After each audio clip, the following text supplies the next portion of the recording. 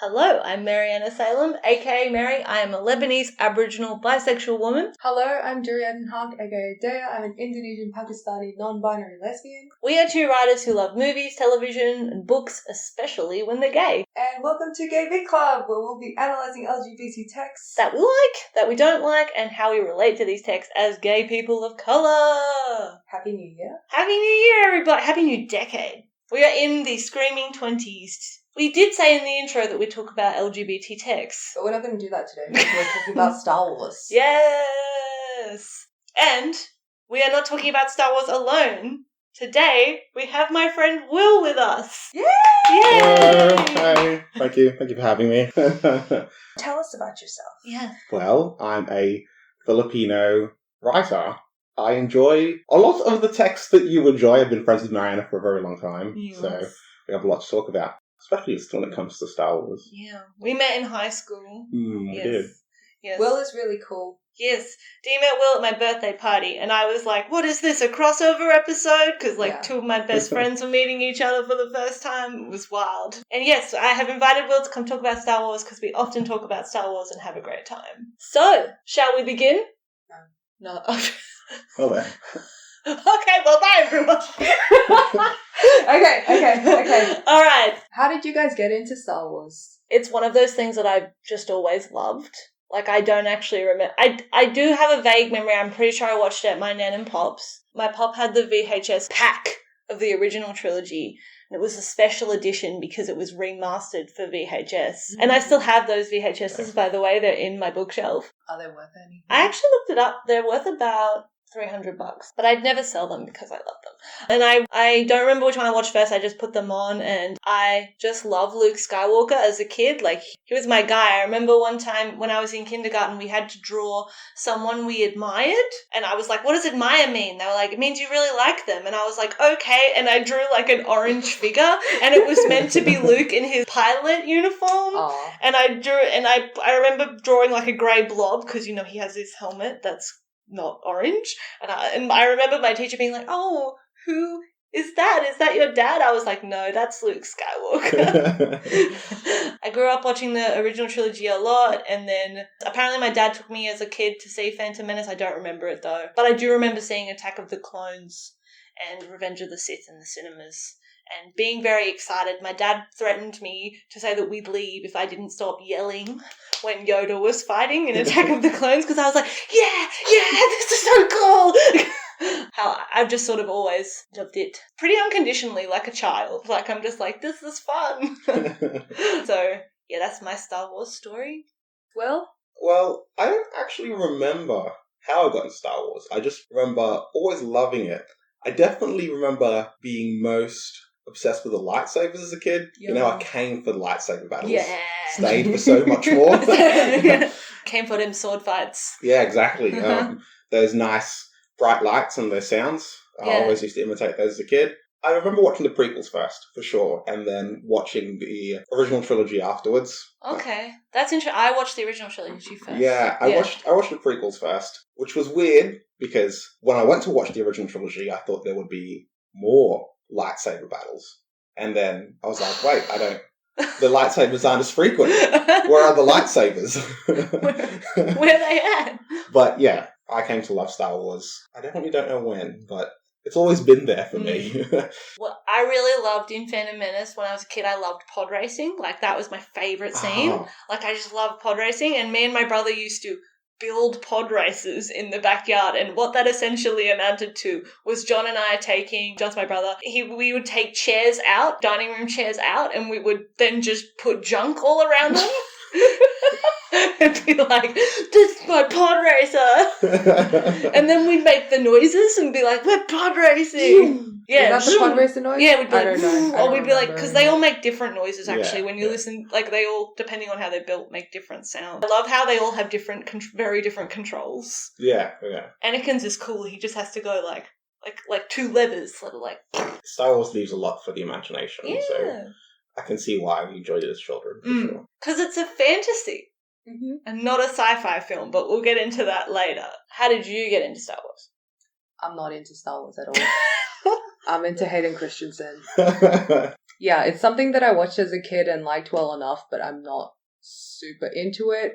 There are a lot of people involved in the Star Wars movies who I really love, so I'll watch them for that reason. And yeah, Star Wars is just like the biggest movies ever. It's kind of impossible to avoid them. It's impossible to not have an opinion on them, I think. Yeah. Take me back, guys, if you can, to when that Disney announced that they were bringing back Star Wars when they purchased it for that crazy amount of money. How did you feel then when you heard about that, and how do you feel now? I was very wary. It's something that you love, and it's going to be touched and tampered with, and you're not sure how it's going to go. I remember being eventually excited, but scared. Yeah. Skeptical, yeah. Yeah. I've said repeatedly on this podcast that I'm a bit of a dumbass, and I was very much a dumbass when this was announced. My brain just went, more Star Wars? That sounds amazing! And I don't know, I guess because I liked a lot of Disney properties at the time when it was announced. So, I was like, yeah, but they've got great writers on staff, They've got, Pirates of the Caribbean is a great trilogy. So I was actually quite excited, mostly because my brain was like, yes, more Star Wars. That sounds excellent. More serotonin for me. But now I am quite worn. And much like Luke in the second movie, I'm very disillusioned. I'm just like, oh no. Which second movie? Oh, sorry, in The Last Jedi. So I was actually excited at the time when it was announced. I first heard about it because they said that John Boyega was going to be the lead. And I fucking love John Boyega because of Attack the Block. Just really creative. I love John. He's the king of sci-fi. And I was really excited that he was going to be in Star Wars because I'd been waiting for him to blow up. And there's actually so many actors in that movie that have now blown up. Yeah, it's great. Yeah. It's great. Jodie Whittaker's in that movie. Yeah. For 10 seconds. No, she's in there for the whole movie. Okay. She is? I don't pay attention to her, sorry. You're fake. Okay. Sorry to Jodie Whittaker. Sorry to this woman. So at that point I was excited. But now we are quite not. But now I have some things to say, okay? So today in this episode, we're going to go by trilogy and our thoughts on that. And we're going to go in order of release. Yeah. To make things easier. Which means we're going to start off with the original trilogy. So, guys, as I've said, I'm a bit of a dumbass with the original trilogy in the sense that I just unconditionally love it. Because, as I said, I wouldn't say in love with Luke Skywalker because I was 6, but, I just thought he was the coolest guy. I would like to say here and now, have it on the record, that I do believe that Luke Skywalker is gay. That's it. I will not elaborate. Okay. Really? I thought this whole episode was on elaborating. No, I will elaborate. I just think that the dude, I think anyone, I don't even know where to begin. It's just his whole vibe. Yeah. It's just he spends that whole movie with Han. And looking at Han like that. And it's just, how can you not, how do you, ugh. And also, look at the poncho, the fashion. He has, have you seen that promo image where he has his poncho, his boots, the bucket hat? It's a look. I remember actually, I did a whole little mini paper on this for a class once, and I was talking about how Luke Skywalker, essentially, he's very non-macho, and that was, very unheard of at the time. Protagonists of movies were usually more like Han Solo, very much rah, ha, ha, I don't respect women. Yes. Yeah. And we're very much I just shoot people and kill people, and it just defines my manliness. And Luke was a very different protagonist to have for that. Tasha station to pick up some power. Yeah, I was going to go to the Tasha station. He just wanted to get off of this deadbeat planet, and he just wanted to go to college. He just wanted to be a pilot. Best pilot. He didn't want to farm. Oh, that doesn't help your gay case. No, it doesn't. There are so many farm gays. But there are other kinds. He's kind of a jock gay, because he becomes a Jedi, and he's not macho in the way he behaves, but he's very skilled. But when you put him next to Han, a lot of people actually at the time were like, oh, Luke Skywalker isn't the main character. He can't be because he's so feeble. A lot of people were like, Han's the main character. But George Lucas was like, that is not the case. Han is the side character. People were like, but how? He's so masculine and manly. And all these reviews that were like, Luke's a nothing protagonist. How dare they? How could you say that?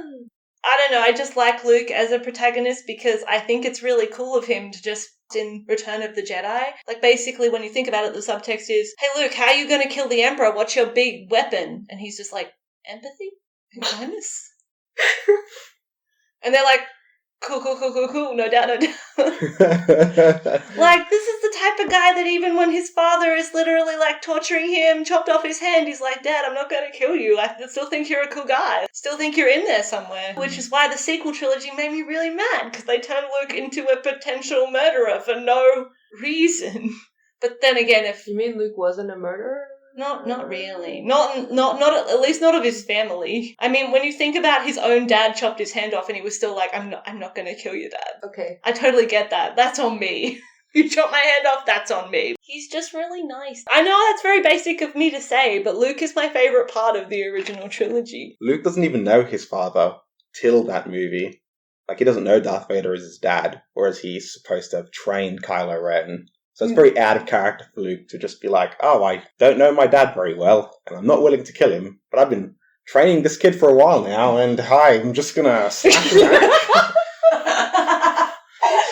Spending time with my nephew is hard.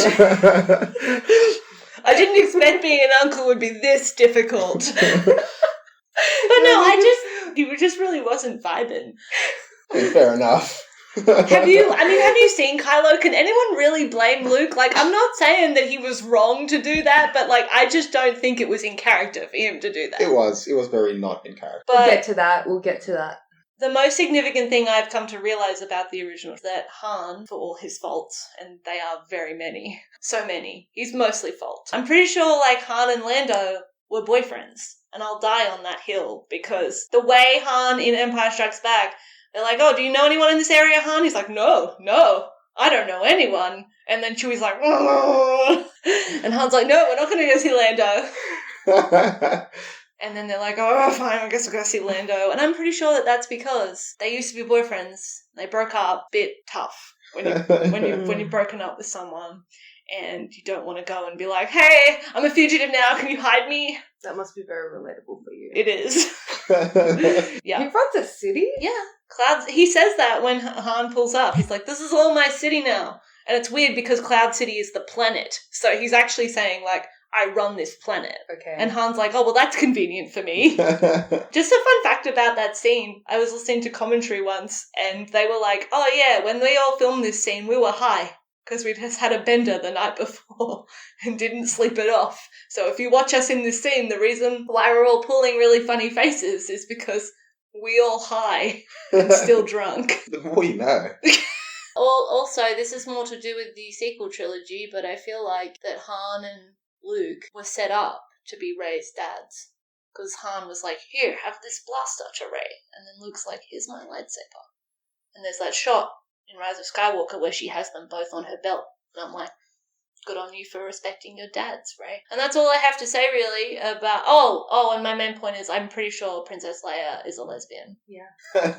We never hear her about having any other relationship with a man other than She Han. and the purple hair Lord Yeah, Dern. and her and Laura Dern are, like, so girlfriends in Last Jedi.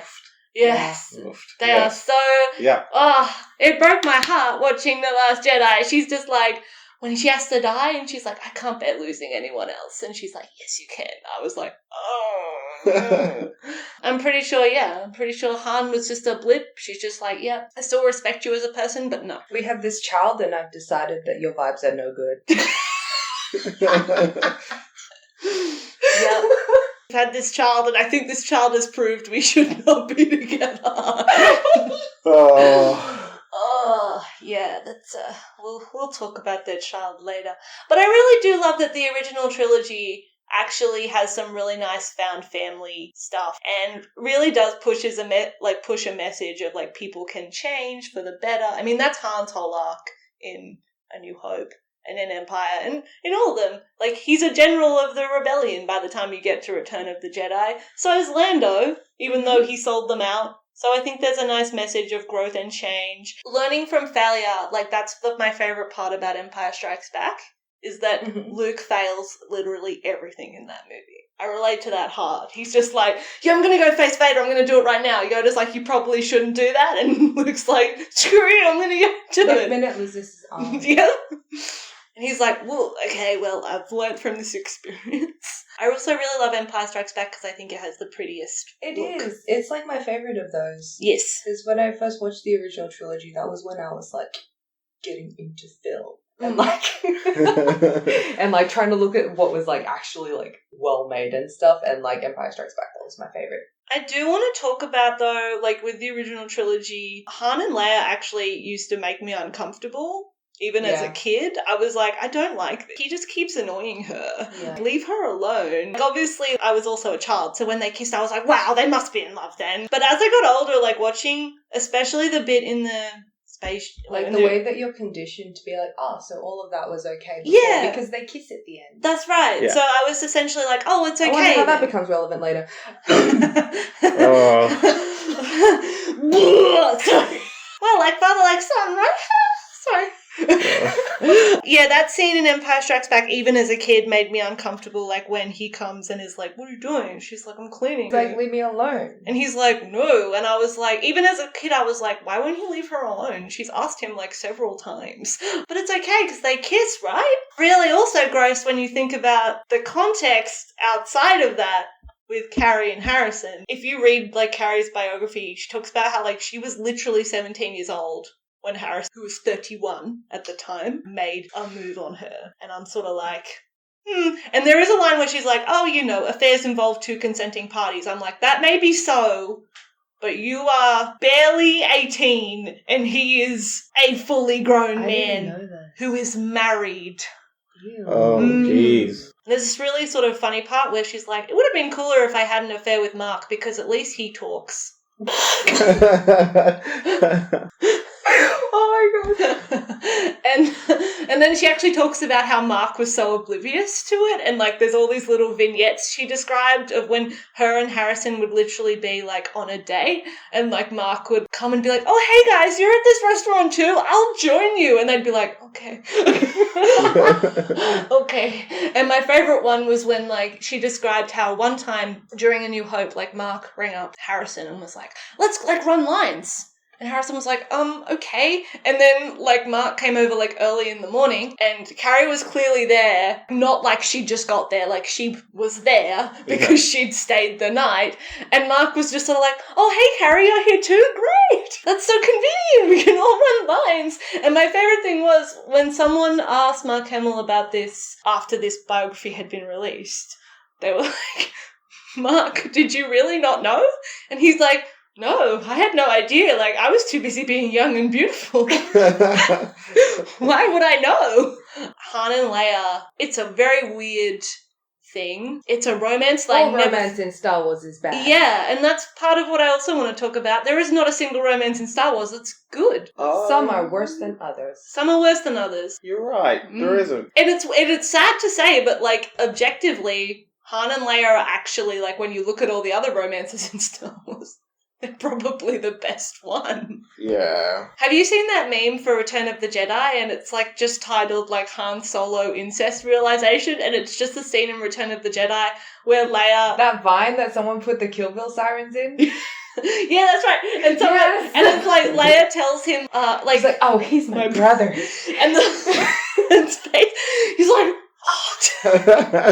One of the only interactions he's seen is when they kiss in Empire Strikes Back. Like, when you think of the interactions he's seen between them, he hasn't got the context that we've got. That's true. So with the original trilogy, though, a lot of people think that homophobia in Star Wars is new. They think it's like a brand new thing. Oh, dear.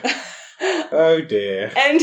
it's not. As a matter of fact, it's been here since the beginning. I know a lot of people are blaming specifically the lack of Finpo on Disney, which I'm not saying that Disney aren't responsible in part or mostly. We will get to this later. We'll get to this later for that. But I would like to point out that Lucasfilm has actually always been homophobic. So back when the original trilogy came out, A New Hope came out, there was no internet. So people actually published fan fiction in fan magazines that were distributed to people. That people paid money for. Imagine.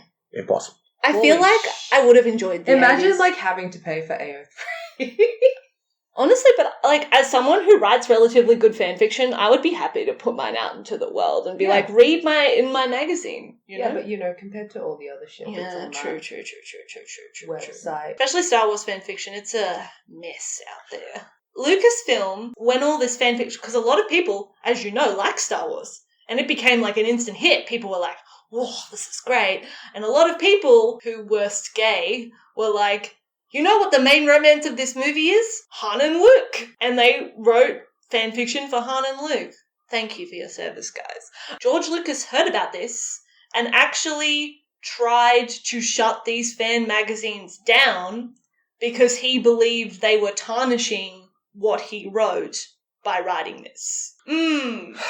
So, and there are conspiracy theories out there that that's why in Empire Luke and Han barely interact. Like, they're separated for the whole movie. I don't believe that. I think the plot for Empire was always going to be the plot for Empire. But, like, there are people that are like, Do you think that's why the incest kiss happened? Possibly. But, I mean, even when you watch A New Hope, like, Luke does have a weird crush on Leia. Like, it is there. Yeah. But you can be like me and just choose to ignore it. It's a pretty half-assed crush, I'm not going to lie. It's not kind of just like, oh, she's beautiful. We gotta save the princess. She needs help. Yeah.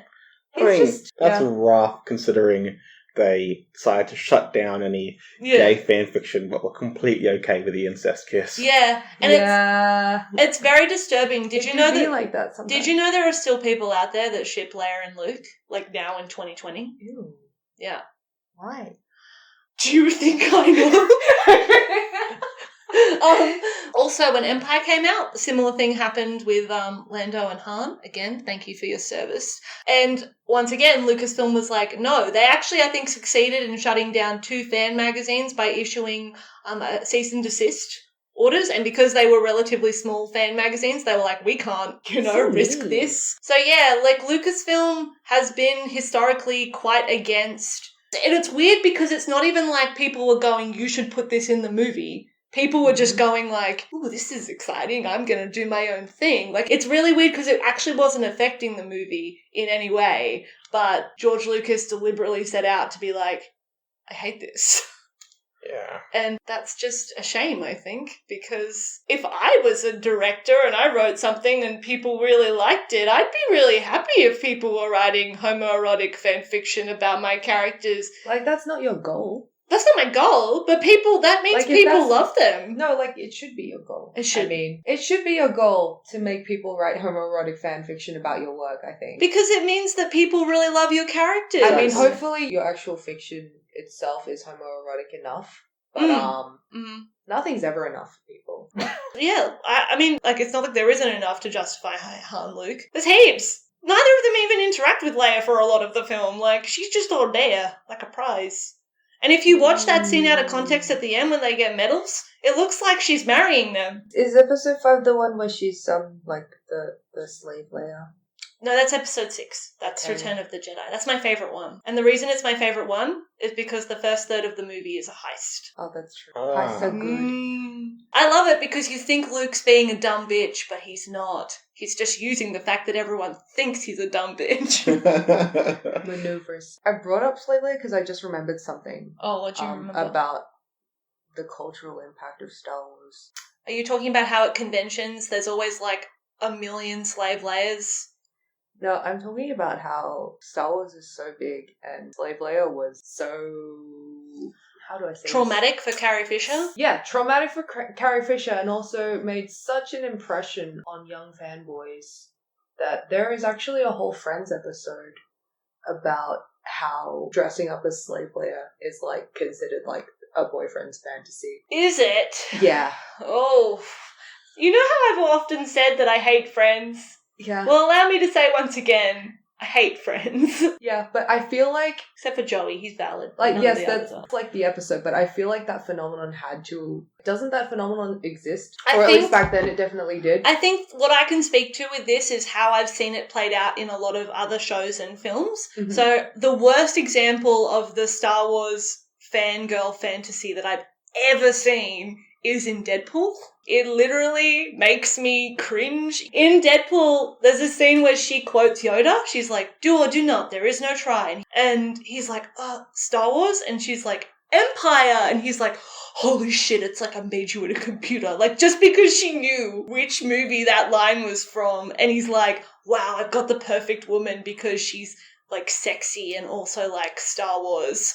So a whole arc on How I Met Your Mother about the main character testing one of his like potential love interests who hasn't seen Star Wars to watch Star Wars. Like, she has to sit there for like hours. Yeah. And this happens like several points in the show as well. It's ridiculous. The original trilogy is extremely geared towards males. Yeah. I mean, it's written at that time period. Yeah. Unfortunately, Star Wars has had a huge cultural yeah, impact. huge. And it's just undeniable, like, how big it is. But the thing about it being geared towards men is really interesting to me because women have always been the ones that go see movies. Women are the ones that see movies. Like, it's actually, like, really hard to get men to go and see movies. Media has always been consumed more by women than men. So it's just one of those interesting things where a lot of the Star Wars fans I know are women, like that really love it. And, I mean, of course, I do know men who love Star Wars. It's just really interesting. It's one of those things where it's like, oh, really, like,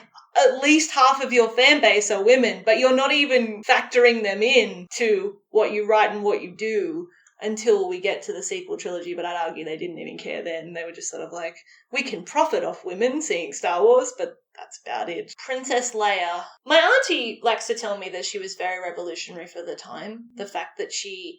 And look at the character that she's based on. Yes, Leia was revolutionary. She's very autonomous in, like, as a character in those movies. Like, she's very much, like, taking the lead.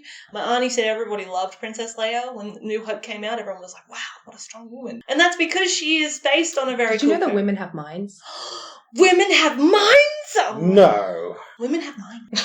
Yeah, and she's based on a very cool character. Because George Lucas drew most of his inspiration for A New Hope, or a lot of inspiration for A New Hope, from Hidden Fortress, which you would like to talk about, Dee. Okay, so Hidden Fortress is a 1958 Japanese war film made by Akira Kurosawa, where I believe George Lucas drew inspiration for Star Wars for like quite a few of the major characters of Star Wars. He has like openly admitted to this. He said that he based 3PO and R2-D2 on the two protagonists of Hidden Fortress who are like peasants, because he wanted to show like a huge sprawling story like through the eyes of like the lowest ranked like common people. So that's who R2-D2 and droids C-3PO in Star Wars are a weird metaphor for like hey, we don't people. serve their kind here. here. We don't serve their kind here. Like, what do they need? Why do they need to drink though? That's so stupid. Droids be drinking. As we've said, Princess Leia is based off the character Princess Yuki in Hidden Fortress, and the character Obi-Wan is based off Toshiro Mifune's character. There's also a character who I believe George Lucas drew most of his inspiration for Darth Vader from. He is a general for the other side in the war, but he and the Obi-Wan equivalent character are kind of like bros. There's a really fun scene where they meet and they're like, hey bro, I missed you on the battlefield, bro. What if we, hey, do you want to maybe duel now, bro? Because we didn't get to fight each other? Like, I really missed you. And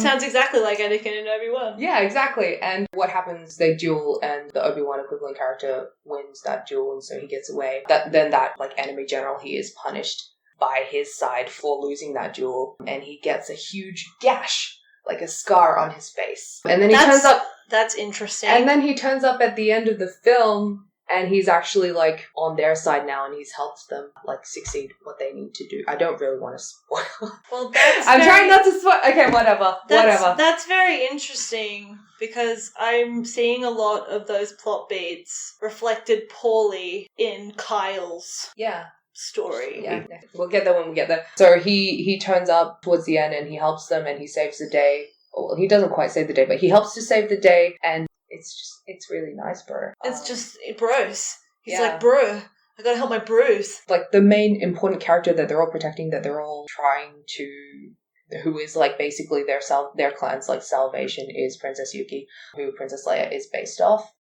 I did want to ask you though, do you think people are right because there are a lot of people who believe that George Lucas straight up stole the plot of Hidden Fortress. Mhm. I don't think that, because when you read the plot of Hidden Fortress, I don't think it's the same. Like, I do think there are obviously, like, elements that are similar. But, like, do you think that when people claim that George Lucas essentially bastardized it for a Western audience with Star Wars, do you think that's true? No, I don't think that's true. I think he had enough original ideas. He just basically took the characters for his original trilogy, and the plot of Hidden Fortress kind of fits into Phantom Menace really well. So he kind of saved that for later. And, you know, that's why the Jedis are dressed like that in the movies, because he's trying to imitate the traditional... I'm pretty sure also he actually tried to get the guy who played that general to play Obi-Wan. Yeah. He actually tried to get that guy because he was like, you're the inspiration for this character, you should play him.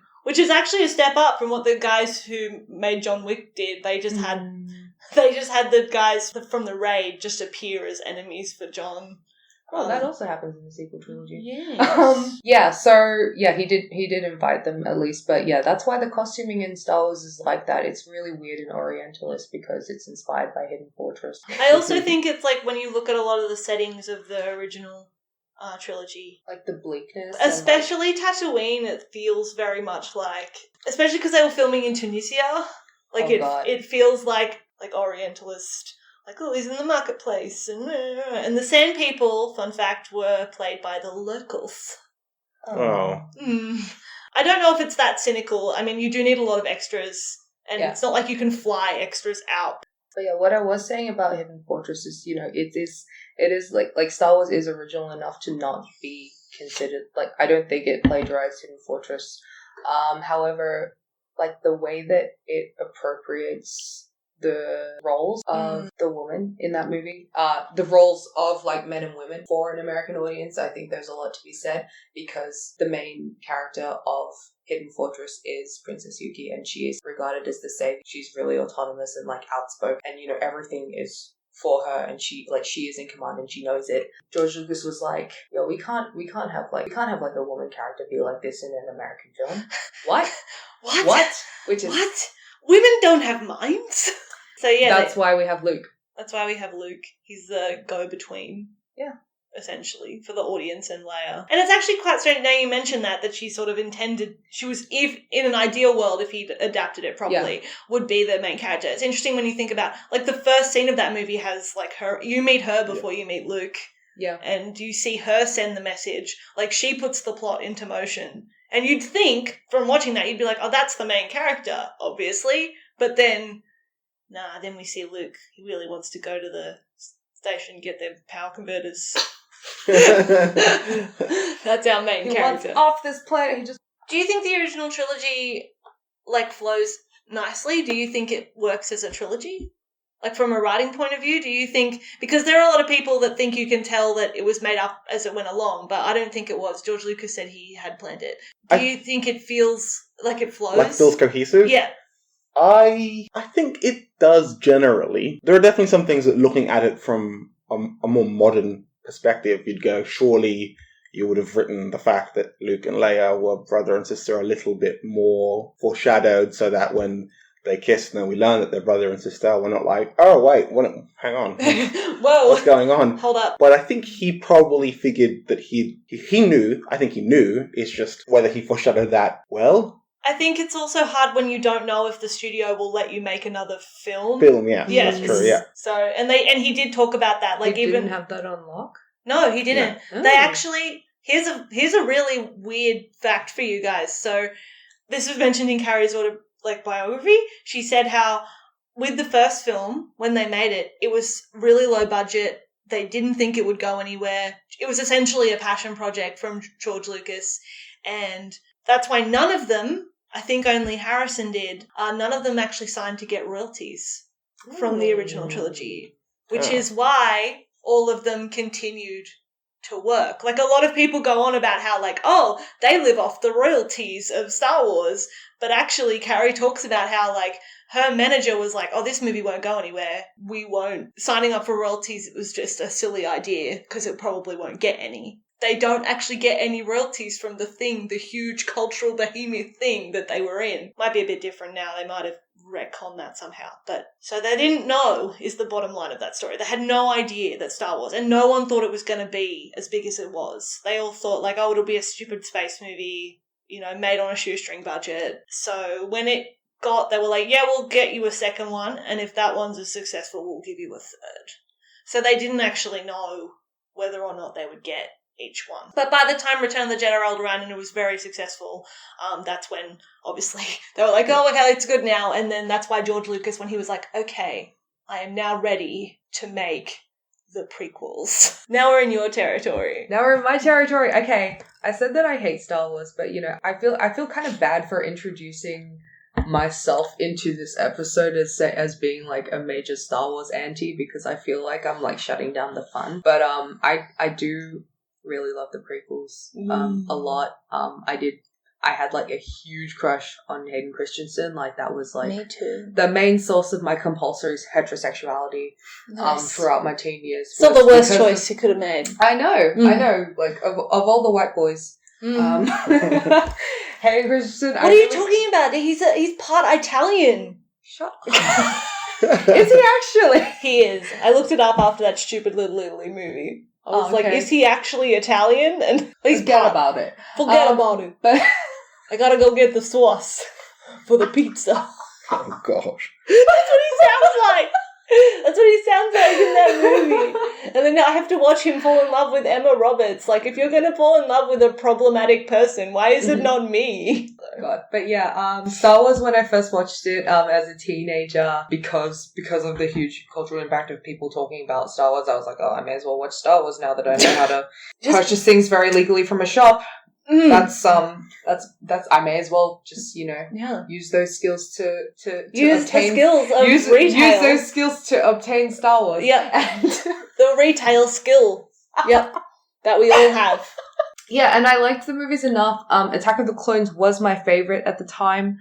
Attack of the Clones is my favorite. Like my older brother really liked Star Wars, and I had family friends that really liked Star Wars, so that was probably they probably also influenced me to watch it as well. Also, fun fact, when you support the prequels, you are actually technically supporting Australian cinema because they were filmed here. Yes. Mm-hmm. Yes, that's nice. Yeah, I did really like the prequels. I like, after watching them, I kind of watched, the 6 Star Wars movies that were out at the time, and I didn't really revisit them again. But I remembered Attack of the Clones being my favorite. But then, like, over the years, like, whenever I would talk about Star Wars, people would be like, Attack of the Clones is shit. Attack of the Clones is good. And I was like, okay, maybe I was just, like, a child, so I didn't know any better. Who are these people? What are their names? But, like, yeah, I was kind of just like, oh, yeah, probably, like, in hindsight, like, it probably wasn't that good, whatever. I'm just remembering it incorrectly as a child. But I did watch it again recently. At my house. With you. Yeah. And oh my god, it actually is really good. It is so good. I really love the direction. Like, the fight choreography is tight. Just, like, there's so much heart poured into that movie. Yeah. Like, just, in the technical aspects, and also just, the monster design. The monster design. The alien design is really fun. I really love the cast together. I think they have really great chemistry. I love Polycule. Rights. Is it time for my Hayden Christensen TED Talk yet, or should I save it for Revenge of the Sith? Or save it for Revenge of the Sith. Okay. I do think the prequels get a bad rap because it's got those absolutely infamous lines of dialogue in it where I don't like sand. Where the writer for them did it really poor. That's everywhere. Tortured by that kiss you should have never given me.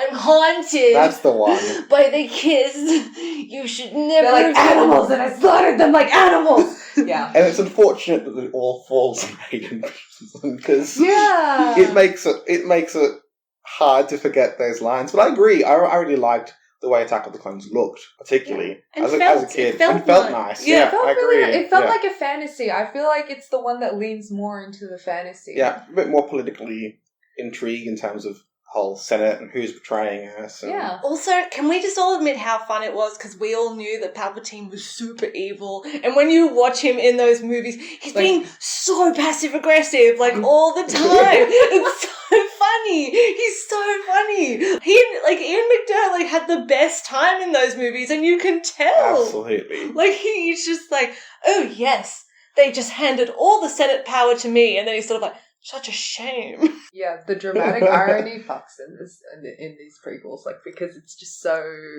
it's just funny. And, you know, I think Star Wars is very goofy. I think that first and foremost, like, I don't get why George Lucas is like, oh, fan fiction is like destroying the integrity or whatever. The way that, like, people who watch the original trilogies, like, when they came out, are so precious about it, and like, and it being like corrupted or whatever by like new influence. But like, Star Wars has always been goofy. Mm-hmm. It's supposed to be fun. It's also just always been a bit bonkers. Yeah. Like people complain about Jar Jar Binks, and Jar Jar Binks is a bit ridiculous, but the Ewoks are literally like fuzzy teddy bears. But also, can I point out that, like, if Jar Jar Binks wasn't there in Phantom Menace, that movie would be so boring. You actually need Jar Jar to break up the relentless, the Senators are here, the Jedi. People are just saying people are here all the time, and then they don't do anything. And then they've got the weird viceroys that have the weird Asian accents. And then you've got like... Yeah, I have a lot of thoughts about the way that Asians are portrayed in Star Wars, especially given, you know... Kelly Marie Tran. Given Kelly Marie Tran, but also like given its origins from Hidden Fortress, and kind of the way that I do think there is like a level of bastardization and appropriation. Yeah. And it's... really, even with the names. Yeah, like, even with the names. Qui-Gon Jinn. With the names, with the costuming, with like weird aliens with weird accents, or aliens that look like that. Like, I think it's really fucked up when it's a little bit like, even though Star Wars isn't technically sci-fi, like it does fall into that kind of techno-orientalism where it kind of borrows. It utilizes an Asian aesthetic or Asian aesthetics and doesn't really... different Asian aesthetics. Yeah, and puts them all in a mishmash, and then doesn't and it's like, oh, well, but this is alien. Yeah. Yeah, it like treats it like... not really realizing that in itself is racist to be like... Yeah, it's quite racist. The costume designers for the prequels have like pretty much openly admitted to taking... to basically copying like traditional Mongolian bridal wear for a lot of Padme's outfits. Like, everyone's like, oh my god, Padme's like a fashion icon, but you know, like it's cultural appropriation. And I think also no one talks about this. Padme is like seems to be quite much older than Anakin. Yeah. And he like latches onto her as a mother figure. Yeah. But then like imprints on her. We're meant to just like switch gears like one movie later because he's a bit older and is like, thought about you a lot, and you're just like, oh, buddy. Oh, no. But yeah, Padme should be in jail. Padme should be in jail. I mean, she's only meant to be 15 when she meets Anakin, and he's like 12. But that kid just looks so little. I know. Like, you can't... It's really weird. Keira Knightley's in Phantom Menace. Also, I know there have been, like, a lot of analysis made by Jewish people who've watched Star Wars and gone like, oh, yeah. Like, appropriation of their, like, legends and stuff as well. And, yeah, I can't speak to that, though, not being Jewish and not remembering what they said. But definitely in the prequel trilogy, like, that character of Watto is, like, a really bad caricature. He's not in Revenge of the Sith, but he's in Phantom Menace and Attack of the Clones. You know, I just think that's really bad to portray, like, a thing with stereotypically Jewish features as a slave owner. I just think that's a no-go. Also an alien. I mean, the Jedi are still portrayed as humanoids, you know? Like, they are... most of them. Human-like beings, for the most part, except for Yoda and that guy with the big, pointy head. The guy that looks like a squid. Coyote Mundi. Yeah! Yeah, he's cool. I always wanted to know more about that guy. Yeah, I agree. Sometimes you just look at some background aliens and go, what does he do? Yeah, what does he do? You know how in Star Trek, how just like a random alien will pop up, like on, like in the crew? Like, you just see them. And you're like, oh, who's that guy? Like, yeah. I really love I was saying this to Will yesterday, we were having a little warm-up convo, and I was saying, like, people crap all over this prequels because of the dialogue. And fair enough, the dialogue's shoddy. Like, from go to woe. But my first point is, it has, like, the prequel trilogy has one of the most iconic Star Wars lines, which is, you know, so this is how democracy dies, with thunderous applause. And second of all, even though the dialogue is crap, the story is not. The story is really solid, makes a lot of sense. I think a lot of people didn't like it because when you compare it to the original trilogy, the original trilogy is like more of a singular adventure movie. You get me? They're moving from one place to the next and they're focusing on this cast of characters. As opposed to when we get to the prequels, there's this political intrigue and I don't know, I guess some people didn't really want to think about that component of Star Wars, but I like it. Yeah, I like the fact that I it's like there. that too. Yeah. I feel like if you are a person who is a writer and does like world building, because most of the people who do like the trilogies, I know, like the prequel trilogies, are writers who are like, oh, I really love how they fleshed this out. Yeah, there's definitely a level of gatekeeping, basically. People who sort of see Star Wars as like a nerd hobby that really, if you don't know enough about, you should be kept out of it. And it's a bit weird. Yeah, I think that's stupid because Yeah, Star Wars exactly. is just really goofy. Yeah. Yeah, Like, precisely. people should be able to just enjoy it casually. People do enjoy it casually, but, you know, there's just that really... Isn't it called, like, the fandom menace? Ah, the fandom menace, yeah. That's... When they, like, send in death threats and shit to the little kid that played... Yeah, so Anakin this happened and twice. Can Can you... Like, can you Oh believe my that God. happened twice to that one character? Like, they sent death threats to that poor kid who played Anakin in Phantom Menace, which I think he did a good job. He was playing a kid. Yeah. And he played a kid. Like, what did you want? I don't know what you wanted. And then... Is it time for my TED Talk now? Yes. Yay! Hello, everyone. Welcome to my TED Talk. It's called Hayden Christensen Was Great. You guys are just mean. I have always believed that Hayden Christensen was a good Darth Vader. And the reason for that is that people forget that Anakin is, like, at the most 20 years old. Like, he's a 20... Can you remember what you were like as a 20-year-old? I'm sorry, were you really articulate? Were you, like, really like, oh, I'm gonna probably talk like an idiot? Anakin talks like an idiot. He talks like how a 20-year-old would talk. But I do want to make the point, is that Anakin is, like, a traumatized child. He was a literal slave for all his life, and then the space cops come and are like, hey, kid, you're the chosen one. Come with us. And he's like, oh, cool, that's always been my dream. And then they're like, by the way, you can never see your mother again. You know, that one person that has shown you love, like the only person who's shown you kindness and love your whole life? Yeah, you can't see them ever again. And he's like, cool, okay, this is not emotionally traumatizing. Then they drag him away, and they train him to become a Jedi. This is Attack of the Clones. They're training him to become a Jedi, and they've been telling this boy his whole life that he's really super duper special. And then every time he's like, could I have autonomy over my life? They're like, no. Could I even just maybe have a promotion? No. So this kid's like been raised to think he's the shit, but everyone keeps putting him down all the time. On top of that, he's got all this unresolved trauma, and that results in Hayden Christensen's beautiful performance where he just screams and yells and shouts and is very, like, emotionally unstable. Yeah. He did a good job. That scene where him and Padme are just staring out the window crying in Revenge of the Sith gets me every time. They're both so traumatized, they can't even articulate their emotions. And I'll tell you what else. Anakin had visions of the future that often came true. And when he goes to Yoda, it's like, hey Yoda, I'm pretty sure I'm having visions of people I love dying. And I really want to go and, like, do something about that because, you know, we're Jedi. We should help people. Yoda's like, yeah, but not the people you want to help. Yoda's like, fuck you. Yeah. It's like you're the chosen one, but fuck you. Yeah, pretty much. Like, imagine having that dual thing in your head. Like, I'm the chosen one, but also no one's letting me do anything, including help the people I care about. So, this results in Palpatine being like, hey, buddy, I'll let you do things. And of course, because he's 20 and he's dumb, he's like, sounds legit. And especially, like, Palpatine's just like, you just gotta kill some younglings, you'll be right.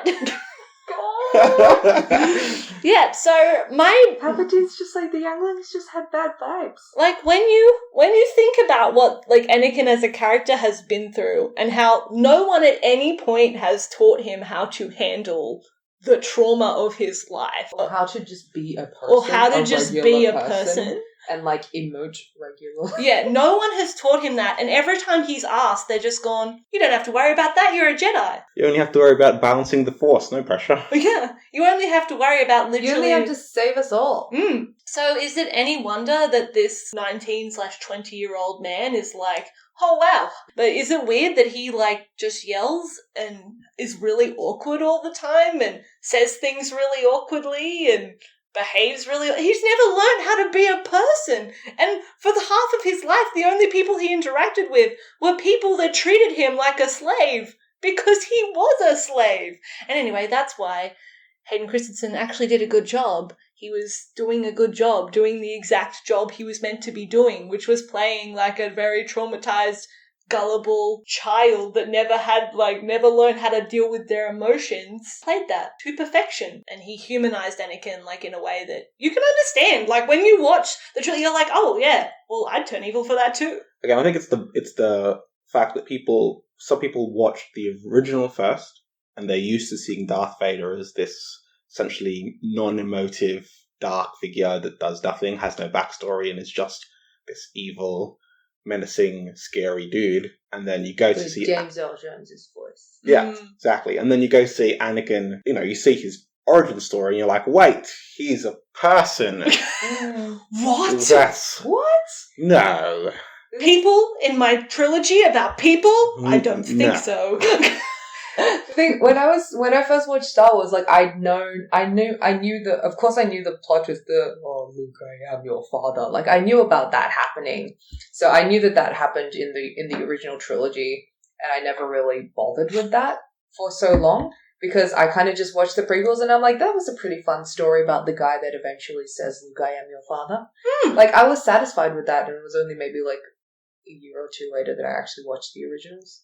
Yeah, but everything kind of fits. Do you know what I mean? Like, a lot of people pick it apart. Like, this happens in the prequels, why does this happen in the original? But I'm like, the main plot beats all fit together. I think what's cool about the prequel trilogy is you're watching, like, a hero's journey, but kind of in reverse. Yeah. You're watching someone... It's Anakin's destiny to destroy everything. Yeah. I think of the prequels as more like a tragedy. If you think of the originals as, like, they're the hero's journey, like, we're watching, like... the descent into what makes their problem, basically. Yeah. But, like, you're watching something become someone and everyone else as well. Like, you're watching this whole situation crumble. And it's like, I think that makes it, like, kind of emotional, because you're like, oh, this is just a normal person and they're going to do all this, that's really... And then you also look at Palpatine, you're like, wow, you were just like that from the beginning, weren't you, buddy? You were just gunning for all of that. Like, I love in Attack of the Clones when you kind of learn that, like, oh, he ordered the clones. He also built the Federation army. He's just war profiteering, like, straight up. And that's why George Lucas was right when he was like, this is my comment on the Bush administration. You're valid, George Lucas, for doing that. Also, can I just say I think the prequel trilogy has the best villains. I love Count Dooku. He's a cool villain. I love Palpatine all through that, obviously. He's like, because it's his time to shine. And I really love my boy, General Grievous. Because I just think the design of General Grievous is the coolest thing I've ever seen. Like, he's a robot with human organs. What happened there? I want to know. General Grievous is the reason that there's, like, Obi-Wan droid memes. Discrimination. Yeah. He's also responsible for all our favorite... Darth Maul was cool. Oh, Darth Maul was cool. Yes. Yeah, I think that's something Star Wars has always done well, actually. I like their villains. Most of the time, I really enjoy their villains. I think for most of it, I like Sidious, I like Vader.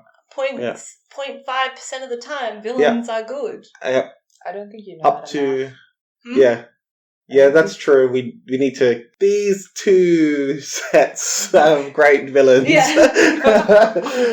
we completely forgotten about that one when we were mapping then. Yeah. No, I really love the villains, especially in the prequel trilogy. I think all the villains are cool, because I think they knew, like, none of these people are going to pop up, like, ever again. Yeah. So we can just go wild, do whatever we want. And that's why I love God Darth Maul. What an icon. Look at that guy. He's just an absolute legend, absolute beast. And then you've got... and you've got Count Dooku, who's played, like, amazingly by Christopher Lee. Like, he's just always great to have in your movie. Like, he immediately makes things more classy. Yeah, he's a classy guy. He made a death metal album at 90. Is that not class? Yeah, and then, of course, General Grievous, when he's like, General Kenobi! And there's all that iconic thing where he's like, hello there. And there's that big lizard thing that Obi's riding around on. That's like... He's a great villain. Well, he throws Obi-Wan off, so really, like, he is... I would say that the Jedi are the villains of the prequel. Oh, yeah. 100%. They're complicit in war crimes. And Yoda essentially goes into exile because he's like, oh, how embarrassing. I allowed a fascist regime to rise. Oh. Oh, good God. They are. And, like, I think they're portrayed in the villains as well, in the sense that they never help Anakin. And if they had, if someone had just intervened with that kid at some point and been like, hey, buddy, I'll help you out, it would have been really easy. He would have not probably have turned into dumb, but no one did. They were just like, hey, Anakin, you know that guy that's being really emotionally manipulative to you? You should spend more time with him. Yeah, if there was one non-Jack in the Jedi Temple, it's like some random person just walks past Anakin and says, maybe you should not do these things that you're doing. You know, do you want to talk about anything, Anakin? How are you feeling? He would have been like, no good. Wait, how are you, Anakin? He's like, no one's ever asked me that before. In all fairness, there are a lot of scenes where Obi-Wan's like, I don't think we should ask Anakin to do that. I feel like he won't handle that well. And they're like, shut up, Obi-Wan. What do you know? You've only raised him. The Jedi are the real, they're pretty corrupt. That's why, They're space cops. It's actually why it's so powerful when, Yoda's, says to Luke, oh, you need to do this. That's what a Jedi does. That's in Empire Strikes Back, and when he shows up, he goes to help. He has the vision that Han and Leia are in danger, and he goes, and he abandons his 4-week gym course. And Yoda's like, no, this is not the Jedi way. You can't act on your feelings. It'll make you weak. And he's like, well, no, because I don't believe that helping people makes me weak. What a stupid, fucked up to say. I hate you. Bye. But no, the cool outfit you're thinking of is when he goes back, he's wearing the black outfit. That's in Return of the Jedi. Yeah. Fashion icon Luke Skywalker. Luke is gay. Also, I really like this, and this is something I only noticed recently watching Return of the Jedi. The outfit that Luke is wearing, but when he gets to Jabba's castle and he's wearing the black robe thing, they put Anakin in that same outfit for Revenge of the Sith. I did notice. I didn't notice this until then. I was like, oh my god, matching outfits! They're just so iconic. Skywalker men, they dress well. Except for that other one. We don't talk about that guy. Which other one? There is no other one. He's not even a Skywalker. I hate how people talk like Kylo's a Skywalker. He's not. He's either a Organa or a Solo. Even though technically Leia's a Skywalker, but she never identified as one.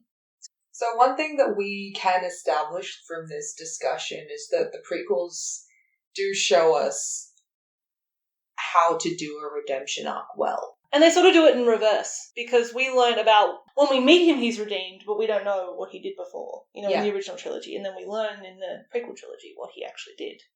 In the prequel trilogy, it's pretty well established that Anakin, has a very strong family. He's very strongly orientated to protect the people he cares about and protect specifically his family. And we see that with his mum, first of all. Yeah, so we know that he has, big family values, and he loses his mum, and when he does, it's out of his control. So when Padme's pregnant, he, freaks out. He's like, holy crap, Yeah, they establish what's important to him and what he wants to protect. What's core to his character, essentially. They establish, why all of this happens, why he's so easily swayed. They also show him being swayed. And they show him being swayed by Palpatine, who essentially, king of camp and being evil, knows that Anakin is in the not-so-secret relationship and is sort of like, buddy, if you're worried about something happening to your wife and kids, I know a way that you can save them. Which seems decent. Yeah, which leads to Anakin going, hey, the dark side sounds cool, because they actually want to help, whereas the people I'm with are like, that's when you get to the original trilogy, once you've watched those and then you go back and watch the original trilogy, you can see, Darth Vader, subtextually, when he finds out that Luke is alive, he's like, oh, that was the whole reason I stayed here. Because Palpatine lies to him in Revenge of the Sith. Is oh, your children died in childbirth and so did your wife. No. He's like, no. And so when he finds out in the original, all these years later, that no, actually, not only is your son alive, but also your daughter's alive too, and he realizes Palpatine is a liar, it starts to really undo everything. And I think what's good about his redemption arc is it's not really redemptive, because he can't really go back and undo everything that he's done. But he realizes the one thing he wanted to do the whole time was protect his family. And in the very last, and he does. He protects Luke from the Emperor. and also kills the Emperor. He can't undo it, but he sacrifices himself to do the one thing he always wanted to do, and also the one thing that the rebels needed to win. I still think despite all that and like how well it is written in that way, in that kind of backwards way, I think it is kind of ridiculous that he does get into Jedi heaven at the end of all that, given the things that he's done. I mean, least it made sense. You can disagree of his core essence being, but I think it's because, like, it shows that his core essence was never truly, like, corrupted because he loved his family. Like, I'm not saying that should be enough. Yeah. But in this religion that is the Jedi, it apparently is. Yeah, there's a big difference between Anakin as both Anakin and Darth Vader, and Kylo Ren as Kylo Ren and Ben Solo. Yeah. Which brings us to the sequel trilogy! If I get too angry talking about Kylo Ren, just slap me in the face. So, warning for anyone now who hasn't seen Rise of Skywalker, I haven't seen Rise of Skywalker. But you've read all the spoilers. Yeah.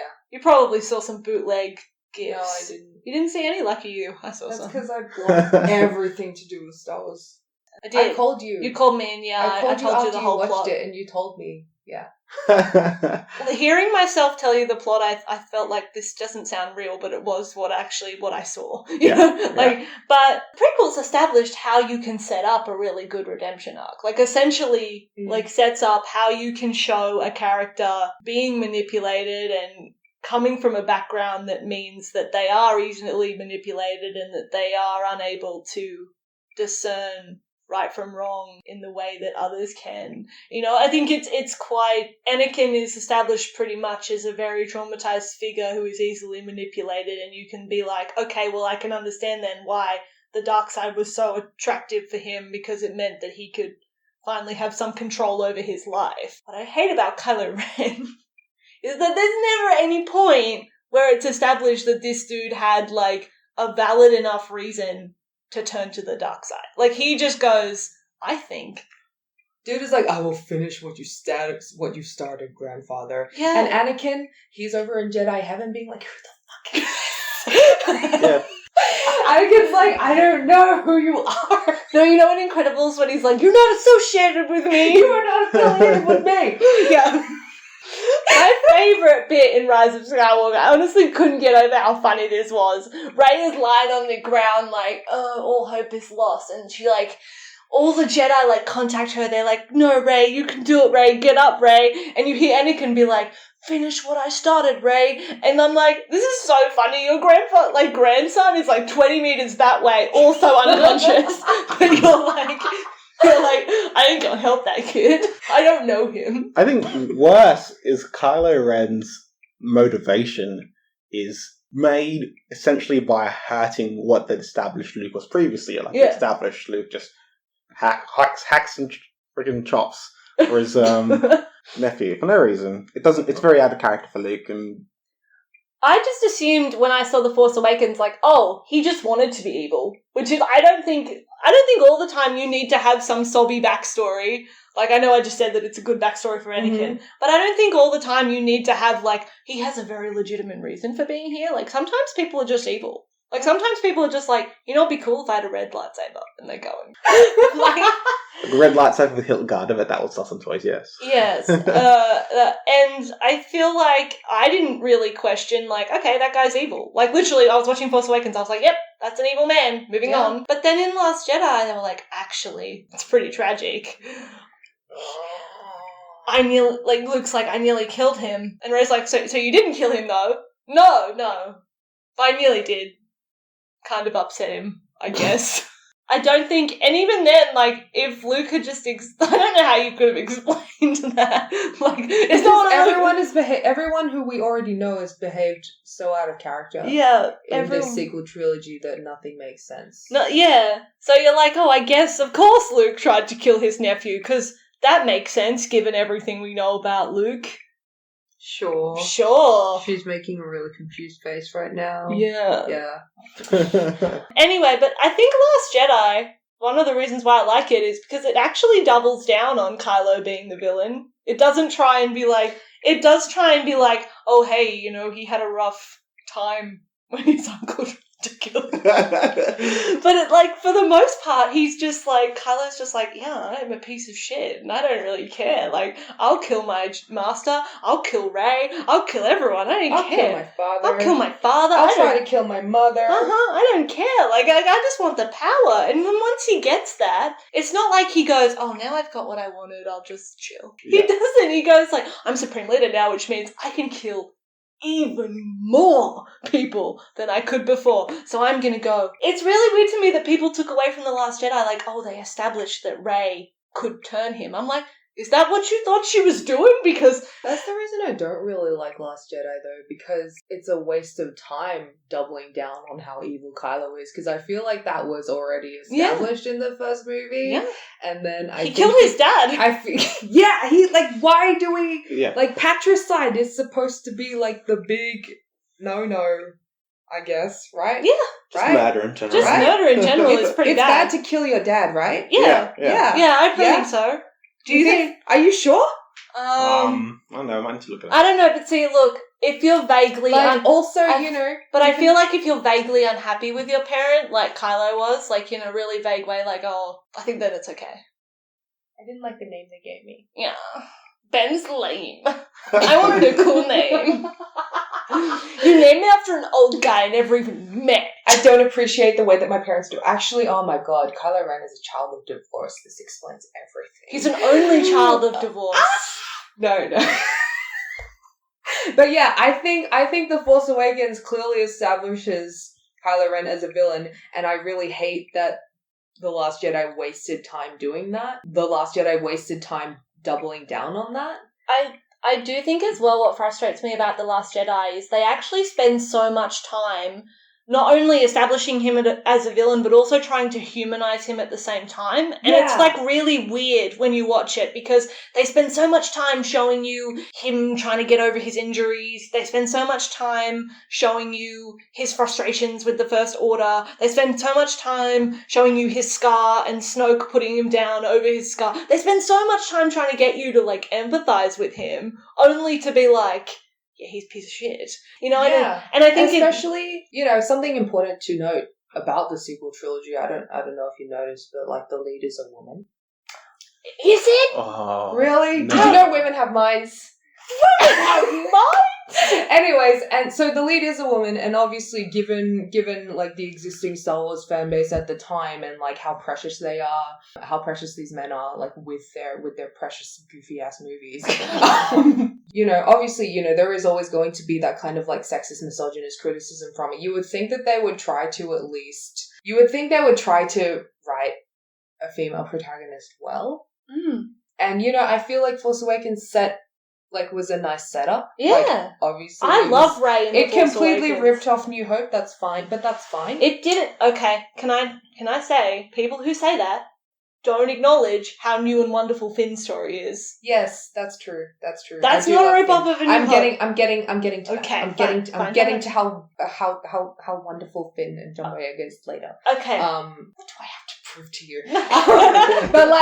But you would think, given, like, all the stupid sexist, misogynist criticism, you would think that all the criticisms given, like, towards Rey, not just from those fan bases, but just from people who wanted to see well-written women characters, you would think that they would, use a second movie to, like, actually go into that character who they have set up to be the chosen one in this case, and kind of, like, double in, like, why we should love her, why we should support her. You would think they would do that, but instead, I was really disappointed to see a movie about a woman just be like, oh, no, but I can't be the one. Obviously, it has to be this guy who, in an interview with J.J. Abrams, mind raped her. Obviously, it has to be this guy. Like, he has to be the one. It can't be just me. Yeah. Like, that's what annoys me the most. Yeah. Because, like, you could have spent that movie, like, actually, like, showing Rey, like, training to be a Jedi and, like, learning, like, finding out that she is, in fact, the shit. But, you didn't do that. They didn't do that. Yeah, instead they spent that movie doing a whole lot of nothing. Yeah. Not a whole lot of cause. That is plot important in that movie. Can't you skip it? Like, other than the major deaths that happen in The Last Jedi, There are no major deaths, though. She doesn't die in She the doesn't last die one. in the last Jedi. She dies in Rise of Skywalker. What about Luke? Oh, Luke does. Yeah. Okay. Whatever. Yeah, like Rey spends a lot of her time on that island training with Luke, but we don't really get to see her We train. don't see her training Yeah. with Luke. She doesn't spend her whole time on She that just island spends a training whole with lot Luke. of her time on that island being indecisive, really. They don't give her any real story. It's just basically a way to keep her away from the problems that everyone else is having, so that when they need her to go there and solve it, which is right about towards the 40 minutes left mark, she can go over there. But they don't give her anything to do. They just kind of go, here's you, and we'll make your part in this movie You can interacting force with Kylo. Yeah. With this guy. Exactly. On the Force time. Who we're gonna give all the character development. Who we're gonna delve into the character of and not. What frustrates me about the Force time is, like about Rey and Kylo's bond, is that it is literally never explained why that exists. Really? Not properly. They don't do that? Nah. They in just... the third movie? Snoke sort of goes, oh, I connected you. Like, he says it like that's the explanation, and I'm just like, I have a question. I have several questions. Why did you do that? And he's like, because, and he's like, he sort of goes like, oh, I knew you'd lead me to Luke. And it's like, but how did you know that she would do that? Like, she didn't even know she was looking for Luke. How did you know that? Because, a Force dyad. Shut up! Okay. Thing, like, with the new movie that's come out and, like, the negativity surrounding it and the way that people have kind of done a 180 on The Last Jedi. For instance, what we know about Rey being Palpatine. Palpatine thugs. He pulls. Yeah. Why did you say He pulls. With what we know about Rey being Palpatine's grandchild after Last Jedi is like, oh, this doesn't matter. Everyone's like, oh, but what Rian Johnson was trying to say actually was it doesn't matter who you are and the Force is for everyone, so it's not like a magical heritage thing. Like, any one of us could be a hero, whatever. But I don't think that's true, because if he did actually care about all that, he would have developed the fact that we have a Force-sensitive Finn.